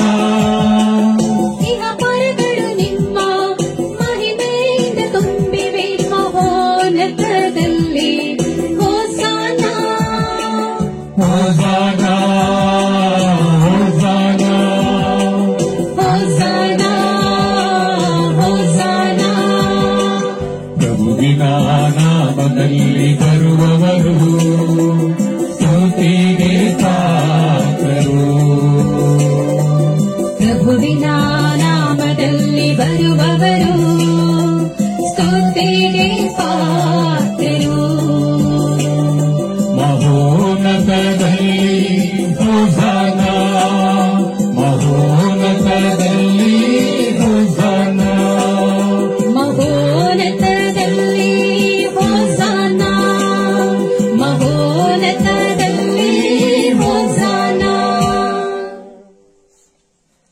ಪ್ರಭು, ನೀವು ನಿಜವಾಗಿಯೂ ಪರಿಶುದ್ಧರು, ಸರ್ವ ಪರಿಶುದ್ಧತೆಯ ಬುಗ್ಗೆಯೂ ನೀವೇ. ಈ ಕೊಡುಗೆಗಳ ಮೇಲೆ ನಿಮ್ಮ ಪವಿತ್ರಾತ್ಮರನ್ನು ಇಬ್ಬನಿಯಂತೆ ಸುರಿಸಿ ಪಾವನಗೊಳಿಸಿರೆಂದು ಪ್ರಾರ್ಥಿಸುತ್ತೇವೆ. ನಮಗಿವು ನಮ್ಮ ಪ್ರಭು ಯೇಸು ಕ್ರಿಸ್ತರ ಪೂಜ್ಯ ಶರೀರ ಹಾಗೂ ರಕ್ತವಾಗುವಂತೆ ಮಾಡಿರಿ. ಅವರನ್ನು ಪರಾಧೀನ ಮಾಡಲಾದಂತಹ ಸಮಯದಲ್ಲಿ ಸ್ವ ಇಚ್ಛೆಯಿಂದ ತಮ್ಮ ಯಾತನೆಗೆ ಒಳಗಾದಾಗ ಅವರು ರೊಟ್ಟಿಯನ್ನು ತೆಗೆದುಕೊಂಡು ಕೃತಜ್ಞತೆಯನ್ನು ಸಲ್ಲಿಸಿ ಅದನ್ನು ಆಶೀರ್ವದಿಸಿ ಮುರಿದು ತಮ್ಮ ಶಿಷ್ಯರಿಗೆ ಕೊಡುತ್ತಾ ಹೀಗೆಂದರು, ತೆಗೆದುಕೊಳ್ಳಿ, ಇದನ್ನು ನೀವೆಲ್ಲರೂ ಭುಜಿಸಿರಿ, ಏಕೆಂದರೆ ಇದು ನಿಮಗಾಗಿ ಒಪ್ಪಿಸಲಾಗುವ ನನ್ನ ಶರೀರ.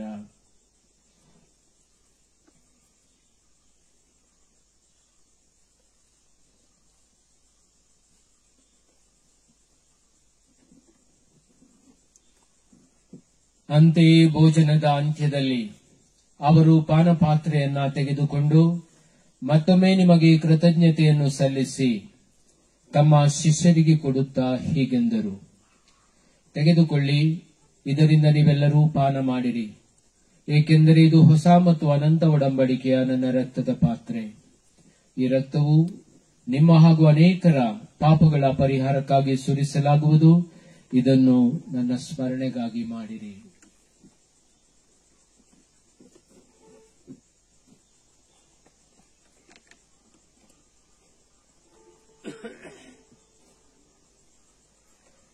ವಿಶ್ವಾಸದ ರಹಸ್ಯ.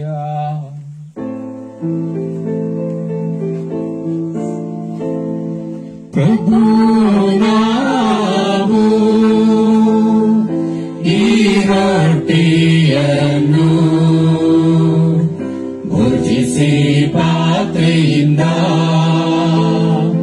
ಪಾನ ಮಾಡುವಾಗಲೆಲ್ಲ ನೀವು ಮರಳಿ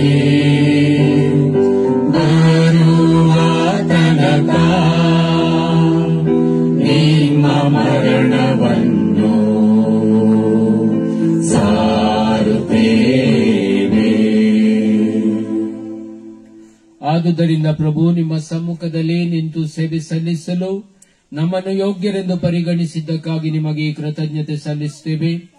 ಕ್ರಿಸ್ತರ ಮರಣ ಮತ್ತು ಪುನರುತ್ಥಾನದ ಸ್ಮರಣೆಯನ್ನು ಆಚರಿಸುತ್ತಾ ಜೀವವಿವ ರೊಟ್ಟಿಯನ್ನು, ರಕ್ಷಣೆಯನ್ನು ಕೊಡುವ ಪಾತ್ರೆಯನ್ನು ನಿಮಗೆ ಅರ್ಪಿಸುತ್ತೇವೆ.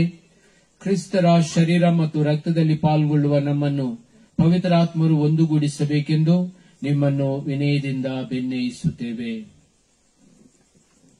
ಪ್ರಭು, ನಿಮ್ಮ ವಿಶ್ವವ್ಯಾಪ್ತಿ ಧರ್ಮಸಭೆಯನ್ನು ಸ್ಮರಿಸಿಕೊಳ್ಳಿರಿ. ನಮ್ಮ ವಿಶ್ವಗುರು ಫ್ರಾನ್ಸಿಸ್ ಅವರೊಂದಿಗೂ ನಮ್ಮ ಧರ್ಮಾಧ್ಯಕ್ಷ ಪ್ರೇಷಿತ ಧರ್ಮಾಧಿಕಾರಿ ಬೆರ್ನರ್ಡ್ ಮಾರಿಸ್ ಅವರೊಂದಿಗೂ ಸಕಲ ಯಾಜಕರೊಂದಿಗೂ ಅದನ್ನು ಪ್ರೀತಿಯ ಪರಿಪೂರ್ಣತೆಡೆಗೆ ಮುನ್ನಡೆಸಿರಿ. ಪ್ರಭು, ಪುನರುತ್ಥಾನದ ನಿರೀಕ್ಷೆಯಲ್ಲಿ ವಿಶ್ರಮಿಸುತ್ತಿರುವ ನಮ್ಮ ಸಹೋದರ ಸಹೋದರಿಯರನ್ನು, ನಿಮ್ಮ ದಯೆಯಲ್ಲಿ ಮೃತರಾದ ಎಲ್ಲರನ್ನ ಸ್ಮರಿಸಿಕೊಳ್ಳಿರಿ. ವಿಶೇಷವಾಗಿ ಈ ಕುಟುಂಬದಲ್ಲಿ ಮರಣ ಹೊಂದಿದ ತಂದೆ ತಾಯಿಗಳನ್ನು ನಾವಿಂದು ಸ್ಮರಿಸಿ ದೇವರು ಅವರ ಮೇಲೆ ದಯೆ ತೋರಿ ಅವರಿಗೆ ಬೇಕಾದ ನಿತ್ಯ ವಿಶ್ರಾಂತಿಯನ್ನು ದಯಪಾಲಿಸಲೆಂದು ಪ್ರಾರ್ಥಿಸೋಣ. ನಮ್ಮ ಮೇಲೆಯೂ ದಯೆ ತೋರಿರಿ. ದೇವಮಾತೆ ಪುಚ್ಯ ಕನ್ಯಾಮರಿಯಮ್ಮನವರೊಂದಿಗೂ ಆಕೆ ಪತಿ ಸಂತ ಜೋಸೇಫರೊಂದಿಗೂ ಪುನೀತ ಪ್ರೇಷಿತರೊಂದಿಗೂ ಎಲ್ಲಾ ಕಾಲಗಳಲ್ಲಿ ನಿಮ್ಮ ಮೆಚ್ಚುಗೆಗೆ ಪಾತ್ರರಾದ ಸಕಲ ಸಂತರೊಂದಿಗೂ ಈ ಸಮುದಾಯದ ಪಾಲಕ ಸಂತರಾದ ವನದ ಚಿನ್ನಪ್ಪರೊಂದಿಗೂ ನಾವು ನಿತ್ಯ ಜೀವದಲ್ಲಿ ಸಹಭಾಗಿಗಳಾಗಿ ನಿಮ್ಮನ್ನು ಸ್ತುತಿಸಿ ಮಹಿಮೆಪಡಿಸುವಂತೆ ನಿಮ್ಮ ಪುತ್ರ ಯೇಸು ಕ್ರಿಸ್ತರ ಮುಖಾಂತರ ಪ್ರಾರ್ಥಿಸುತ್ತೇವೆ.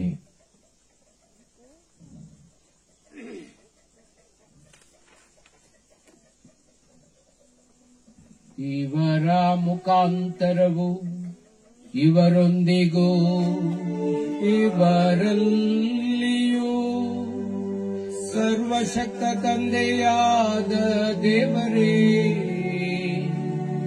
ಪವಿತ್ರಾತ್ಮರ ಐಕ್ಯದಲ್ಲಿ ಸರ್ವ ಗೌರವವು ಮಹಿಮೆಯು ಯುಗ ಯುಗಾಂತರಕ್ಕೂ ನಿಮಗೆ ಸಲ್ಲಲಿ.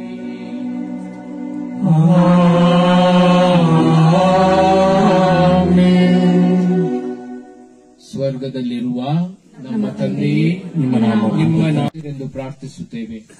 ನಿಮ್ಮ ದಯೆಯ ನೆರವನ್ನ ಪಡೆದು ಪಾಪದಿಂದ ಸದಾ ವಿಮುಕ್ತರಾಗಿ ಎಲ್ಲಾ ಸಂಕಷ್ಟಗಳಿಂದ ನಾವು ಸುರಕ್ಷಿತರಾಗಿರುವಂತೆ ನಮ್ಮ ಜೀವಮಾನದಲ್ಲಿ ಶಾಂತಿಯನ್ನು ದಯೆಯಿಂದ ಕರುಣಿಸಿರಿ.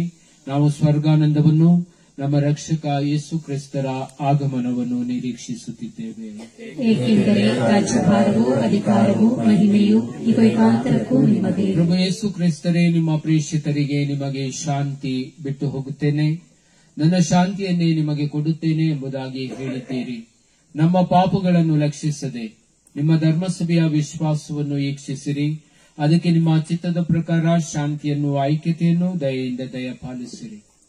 ಯುಗ ಯುಗಾಂತರಕ್ಕೂ ಜೀವಿಸಿ ಆಳುವ ನಿಮ್ಮನ್ನು ಪ್ರಾರ್ಥಿಸುತ್ತೇವೆ. ಪ್ರಭುವಿನ ಶಾಂತಿ ಸದಾ ನಿಮ್ಮೊಡನೆ ಇರಲಿ. ಪರಸ್ಪರ ಶಾಂತಿ ಕೋರೋಣ.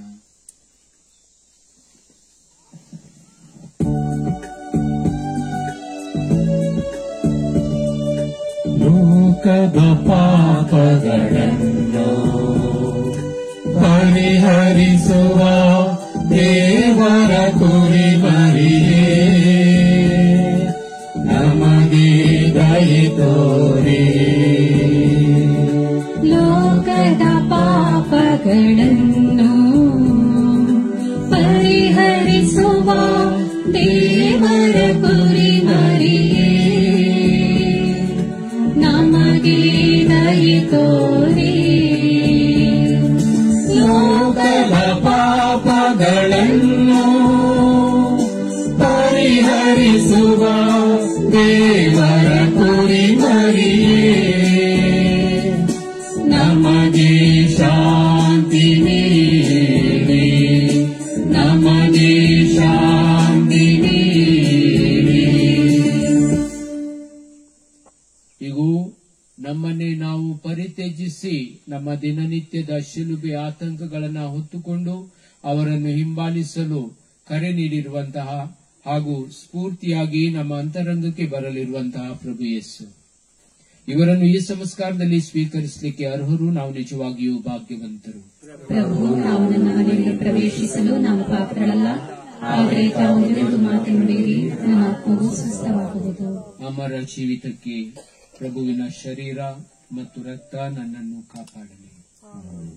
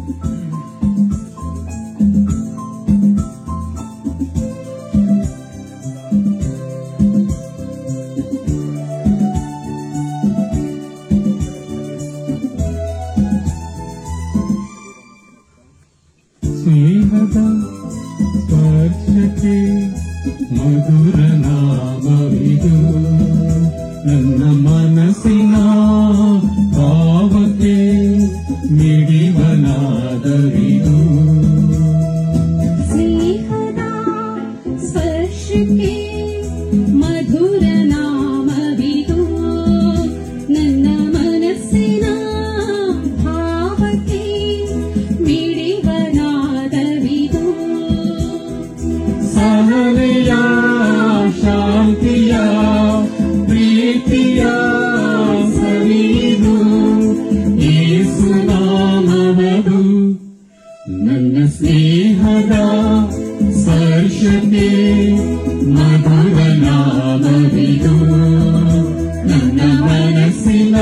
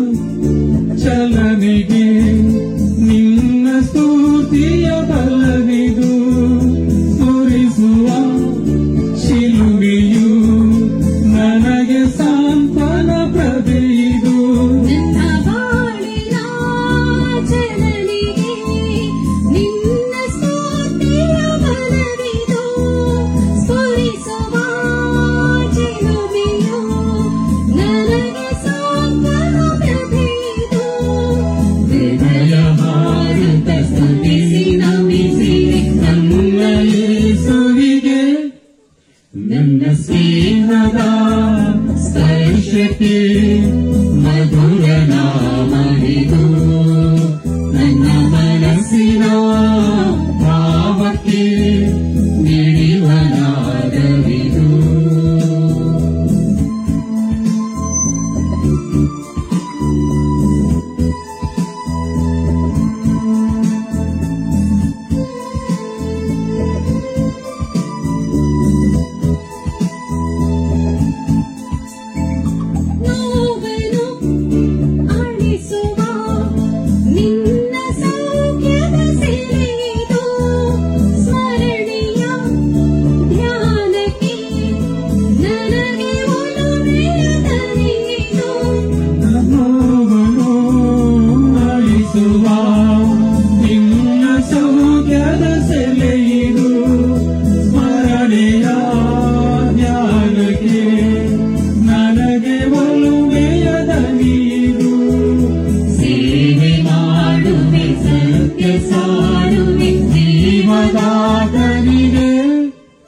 ನನ್ನ ಸ್ನೇಹದ ಸ್ಪರ್ಶಕ್ಕೆ ಮಧುರ ನಾಮವಿದು ನನ್ನ ಮನಸ್ಸಿನ ಭಾವಕ್ಕೆ ಮಿಡಿವನಾದವಿದು ನನ್ನ ಸ್ನೇಹದ ಸ್ಪರ್ಶಕ್ಕೆ ಮಧುರ ನಾಮವಿದು ನನ್ನ ಮನಸ್ಸಿನ ಭಾವಕ್ಕೆ ಮಿಡಿವನಾದವಿದು. ಪ್ರಭು ಸಂತ ಅಂತೋಣಿಯವರು ಸಂತಾವನ ಚಿನ್ನಪ್ಪನವರು ನಿಮ್ಮ ಕೃಪಾವರದಿಂದ ಅಂಧಕಾರದ ಶಕ್ತಿಗಳ ಮೇಲೆ ಅಮೋಘ ಜಯ ಗಳಿಸಿದರು. ಅಂತೆಯೇ ನಮ್ಮ ಸ್ವಸ್ಥತೆಗಾಗಿ ನೀವು ನೀಡಿದ ಸಂಸ್ಕಾರಗಳಿಂದ ಪೋಷಿತರಾಗಿರುವಂತಹ ನಾವು ಶತ್ರುವಿನ ಎಲ್ಲಾ ಶಾಪಾಶಗಳಿಂದ ಸುರಕ್ಷಿತವಾಗಿ ಪಾರಾಗುವಂತಾಗಲಿ. ನಮ್ಮ ಪ್ರಭು ಕ್ರಿಸ್ತರ ಮುಖಾಂತರ ನಿಮ್ಮನ್ನು ಪ್ರಾರ್ಥಿಸುತ್ತೇವೆ.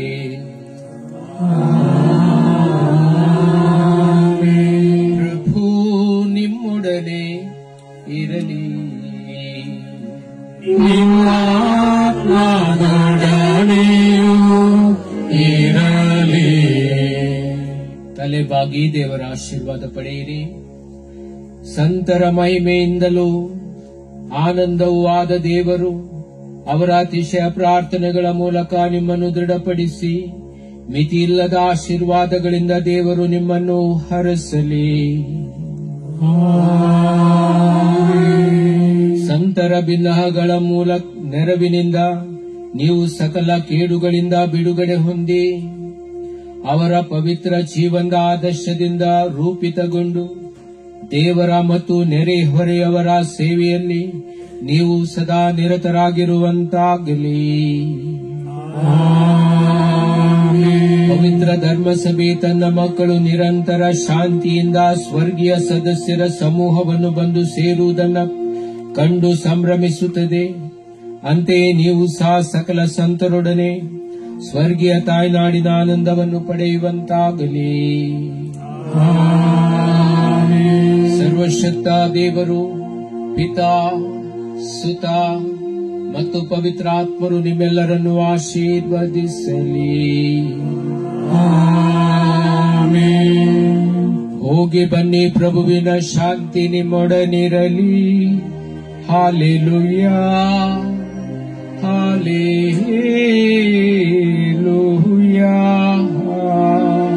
ದೇವರಿಗೆ ಕೃತಜ್ಞತೆ ಸಲ್ಲಲಿ.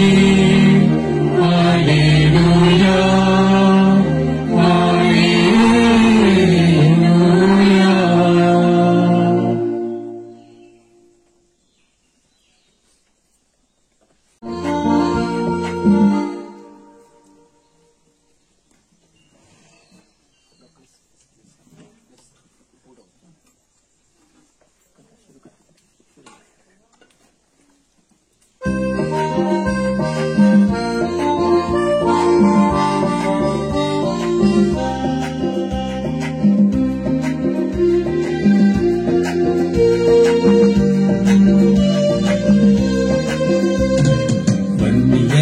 ಗೀತೆ ಹಾಡುವ ನಮ್ಮ ಸಂತರನ್ನು ಹೊಗಳುವ ಬನ್ನಿ ಎಲ್ಲ ಗೀತೆ ಹಾಡುವ ನಮ್ಮ ಸಂತರನ್ನು ಹೊಗಳುವ ಅವರ ಕೀರ್ತಿಯ ಅವರ ರೀತಿ ಸಾಡುವ ಕ್ರಿಸ್ತ ಪ್ರೀತಿಯ ಬನ್ನಿ ಎಲ್ಲ ಗೀತೆ ಹಾಡುವ ನಮ್ಮ ಸಂತರನ್ನು ಹೊಗಳುವ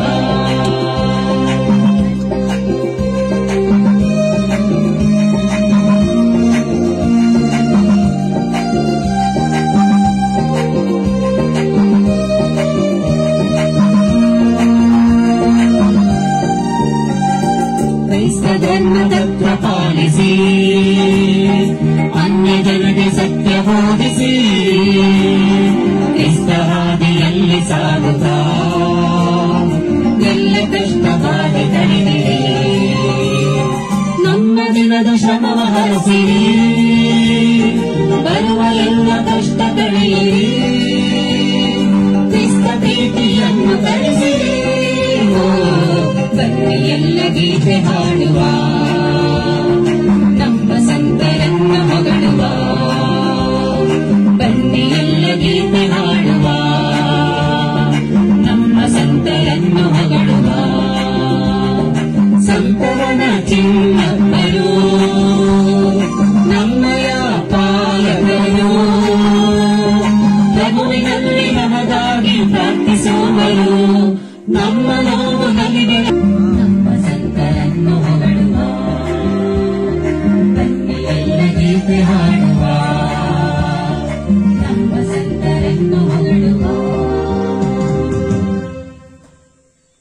ನಮಗೆ ತಪ್ಪು ಮಾಡಿದವರನ್ನು ನಾವು ಕ್ಷಮಿಸುವ ಪ್ರಕಾರ ನಮ್ಮ ಪಾಪಗಳನ್ನು ಕ್ಷಮಿಸಿರಿ ನಮ್ಮನ್ನು ಶೋಧನೆಗೆ ಒಳಪಡಿಸದೆ ಕೇಡಿನಿಂದ ನಮ್ಮನ್ನು ರಕ್ಷಿಸಿರಿ ನಮೋ ಮರಿಯ ವರಪ್ರಸಾದ ಪೂರ್ಣೆ ಪ್ರಭು ನಿಮ್ಮೊಡನೆ ಇದ್ದಾರೆ ಸ್ತ್ರೀಯರಲ್ಲಿ ನೀವು ಧನ್ಯರು ಮತ್ತು ನಿಮ್ಮ ಉದರದ ಫಲವಾದ ಯೇಸು ಧನ್ಯರು ಸಂತ ಮರಿಯ ದೇವಮಾತೆ ಪಾಪಿಗಳಾಗಿರುವ ನಮಗಾಗಿ ಈಗಲೂ ನಮ್ಮ ಮರಣದ ಸಮಯದಲ್ಲೂ ಪ್ರಾರ್ಥಿಸಿರಿ ಆಮೆನ್. ಪಿತನಿಗೂ ಸುತನಿಗೂ ಪವಿತ್ರಾತ್ಮನಿಗೂ ಮಹಿಮೆ ಆಗಲಿ.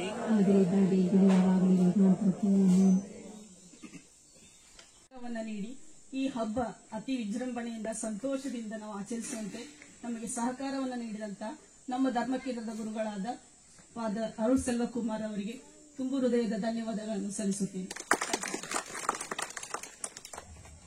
ನಮ್ಮ ಪಕ್ಕದ ಧರ್ಮಕೇಂದ್ರವಾದಂತಹ ಹಟ್ಟಿ ಹೊಳೆಯಿಂದ ಜಪ ನೀಡಿ ನಾವು ಸಹ ಯಾವುದೇ ಆಶೆ ಆಮಿಷಗಳಿಗೆ ಒಳಗಾಗದೆ ಜೀವನದಲ್ಲಿ ಬರುವಂತಹ ಕಷ್ಟಗಳನ್ನು ಎದುರಿಸಿ ಹೇಗೆ ನಡಿಬೇಕು, ಹೇಗೆ ಆಧ್ಯಾತ್ಮಿಕವಾಗಿ ನಾವು ಬೆಳಿಬೇಕು ಅನ್ನೋದನ್ನ ತುಂಬಾ ಉತ್ತಮವಾದಂತಹ ಪ್ರಬೋಧನೆಯ ಮೂಲಕ ನಮಗೆ ಪ್ರಬೋಧನೆಯನ್ನ ನೀಡಿ ನಮ್ಮನ್ನು ಆಧ್ಯಾತ್ಮಿಕವಾಗಿ ಮುನ್ನಡೆಸಲು ಸಹಕಾರ ಮಾಡಿದಂತಹ ಫಾದರ್ ಗಿಲ್ಬರ್ಟ್ ರವರಿಗೂ ಕುಟುಂಬದವರ ಪರವಾಗಿಯೂ ಮತ್ತು ವೈಯಕ್ತಿಕವಾಗಿ ತುಂಬ ಹೃದಯದ ಧನ್ಯವಾದಗಳನ್ನು ಸಲ್ಲಿಸುತ್ತೇನೆ. ಚಟ್ಟಳ್ಳಿಯ ಸಂತ ಸೆಬಾಸ್ಟಿನ್ ದೇವಾಲಯದ ಗುರುಗಳಾಗಿರುವಂತಹ ಫಾದರ್ ಜೆರಾಲ್ಡ್ ಸಿಕ್ವೇರಾರ್ ಅವರು ಸಹ ಅವರನ್ನ ನಾವು ಕಳೆದ ಭಾನುವಾರ ಕೇಳ್ಕೊಂಡಿವಿ, ಫಾದರ್ ಪೂಜೆಗೆ ಬನ್ನಿ ಹಬ್ಬ ಇದೆ ಅಂತ.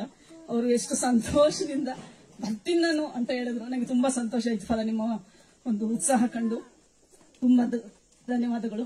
ಎಲ್ಲರ ಪರವಾಗಿ, ಕುಟುಂಬದವರ ಪರವಾಗಿ, ವೈಯಕ್ತಿಕವಾಗಿ ತುಂಬ ಹೃದಯದ ಧನ್ಯವಾದಗಳು. ಗಾನದಿಂದವರನ್ನು ಸಹ ನಾವು ಕೇಳಿಕೊಂಡಾಗ ಅವರು ಒಂದು ವಾರದಿಂದ ಪ್ರಾಕ್ಟೀಸ್ ಮಾಡ್ತಾ ಇದ್ದಾರೆ.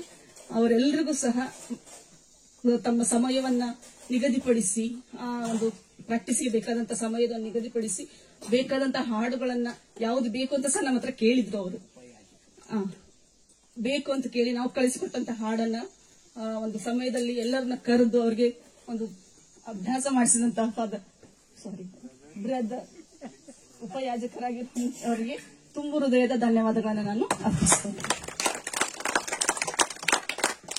ಅಷ್ಟೇ ಅಲ್ಲದೆ ತುಂಬಾ ದೂರದಿಂದ ನಾವು ಕರೆದಾಗ ಎಲ್ಲರೂ ಸಂತೋಷದಿಂದ ಯಾವಾಗ್ಲೂ ಬರ್ತೀರಾ. ನನಗೆ ಅದು ತುಂಬಾ ಖುಷಿ ಆಗುತ್ತೆ. ಎಲ್ಲರೂ ಸಮುದಾಯದ ನಾಯಕರು ಬಂದಿದ್ದಾರೆ, ಸ್ನೇಹಿತರು ಬಂದಿದ್ದಾರೆ, ಬಂಧು ಬಳಗದವರು ಬಂದಿದ್ದಾರೆ. ಎಲ್ಲರಿಗೂ ಸಹ ತುಂಬ ಹೃದಯದ ಧನ್ಯವಾದಗಳು. ಅಷ್ಟೇ ಅಲ್ಲ, ಈ ಒಂದು ಸಂತ ವನಚಿನ್ನಪ್ಪನವರ ಸ್ವರೂಪವನ್ನು ನಾವು ನೋಡ್ತಾ ಇದ್ದೀವಿ. ಇದು 10 ವರ್ಷ ಆಯ್ತು ಇದನ್ನ ನಮಗೆ ಮಾಡಿ. ಕೇರಳದಿಂದ ಬಂದು ಬಿಜು ಎದ್ದಿಂತ್ಕೊಳ್ಳಿ ಬಿಜು ಅವರು ಇರ್ತಾ ಇದ್ದಾರೆ.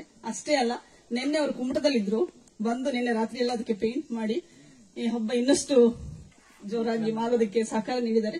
ಬಿಜುಗೂ ಸಹ ತುಂಬ ಹೃದಯದ ಧನ್ಯವಾದಗಳು. ಯಾರಿಗಾದ್ರೂ ಇನ್ನೊಂದು ಹೇಳ್ತೇನೆ, ಬಿಜು ಯಾರಿಗಾದ್ರೂ ಬೇಕಾದ್ರೆ ಅವ್ರನ್ನ ಕಾಂಟ್ಯಾಕ್ಟ್ ಮಾಡಿ, ಯಾವ್ದೋ ಸ್ವರೂಪ ಮಾಡಕ್ಕಿದ್ರೆ ಏನಾದ್ರೂ ಇದ್ರೆ ಅವ್ರನ್ನ ಕಾಂಟ್ಯಾಕ್ಟ್ ಮಾಡ್ಬೇಕಂತ ನಾನು ಕೇಳ್ಕೊಳ್ತೇನೆ. ಎಲ್ರಿಗೂ ಇನ್ನೊಂದ್ಸರಿ ಹಬ್ಬದ ಶುಭಾಶಯಗಳು. Thank you. ಈ ಎಲ್ಲ ಕುಟುಂಬದವರಿಗೋಸ್ಕರ ಒಂದು ನಿಮಿಷ ಕೈಗಳನ್ನು ಜೋಡಿಸಿ ಅವರ ಅಭಿಪ್ರಾಯಗಳು ನೆರವೇರುವಂತೆ ಪ್ರಾರ್ಥಿಸೋಣ. ಸ್ವರ್ಗದಲ್ಲಿರುವ ನಮ್ಮ ತಂದೆಯೇ, ನಿಮ್ಮ ನಾಮ ಪೂಜಿತವಾಗಲಿ, ನಿಮ್ಮ ರಾಜ್ಯ ಬರಲಿ, ನಿಮ್ಮ ಚಿತ್ತ ಸ್ವರ್ಗದಲ್ಲಿ ನೆರವೇರುವ ಪ್ರಕಾರ ಭುವಿಯಲ್ಲೂ ನೆರವೇರಲಿ. ನಮ್ಮ ಅನುದಿನದ ಆಹಾರವನ್ನು ಇಂದು ನಮಗೆ ನೀಡಿರಿ. ನಮಗೆ ತಪ್ಪು ಮಾಡಿದವರನ್ನು ನಾವು ಕ್ಷಮಿಸುವ ಪ್ರಕಾರ ನಮ್ಮ ಪಾಪಗಳನ್ನು ಕ್ಷಮಿಸಿರಿ. ನಮ್ಮನ್ನು ಶೋಧನೆಗೊಳಪಡಿಸದೆ ಕೇಳಿನಿಂದ ನಮ್ಮನ್ನು ರಕ್ಷಿಸಿರಿ. ನಮ್ಮ ಮರಿಯೇ, ವರಪ್ರಸಾದ ಪೂರ್ಣೆಯೇ, ಪ್ರಭು ನಿಮ್ಮೊಡನೆ ಇದ್ದಾರೆ. ಸ್ತ್ರೀಯರಲ್ಲಿ ನೀವು ಧನ್ಯರು ಮತ್ತು ನಿಮ್ಮ ಉದರದ ಫಲವಾದ ಯೇಸು ಧನ್ಯರು. ಸಂತ ಮರಿಯಾದ ಮಾತೆಯೇ, ಪಾಪಿಗಳಾಗಿರುವ ನಮಗಾಗಿ ಈಗಲೂ ನಮ್ಮ ಮರಣದ ಸಮಯದಲ್ಲಿ ಪ್ರಾರ್ಥಿಸಿರಿಯ. ಪಿತನಿಗೂ ಸುತನಿಗೂ ಮತ್ತು ಪವಿತ್ರ ಆತ್ಮನಿಗೂ ಮಹಿಮೆಯಾಗಲಿ. ದಯಮಾಡಿ ಕೈ ಜೋಡಿಸಿ ನಿಂತುಕೊಳ್ಳೋಣ. ಊಟವನ್ನು ದೇವರು ವಿಶೇಷವಾಗಿ ಆಶೀರ್ವದಿಸಲಿ. ಈ ಊಟವನ್ನು ಸಿದ್ಧತೆ ಮಾಡಿದವರನ್ನು, ಈ ಊಟ ಬಡಿಸಿ ಊಟ ಮಾಡುವವರನ್ನು ನಮ್ಮೆಲ್ಲರೂ ದೇವರು ವಿಶೇಷವಾಗಿ ಆಶೀರ್ವದಿಸಲಿ. ಪಿತನ, ಸುತನ ಮತ್ತು ಪವಿತ್ರ ಆತ್ಮನ ನಾಮದಲ್ಲಿ ಆಮೆನ್.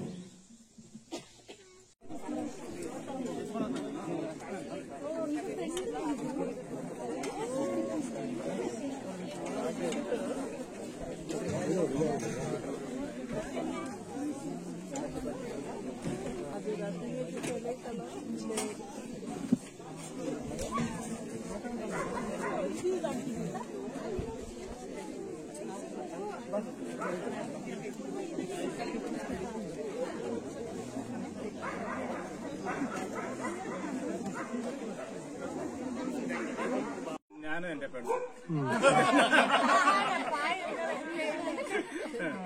എന്റെ മോള്. മോളില്ല. മോളല്ല. നീയോ?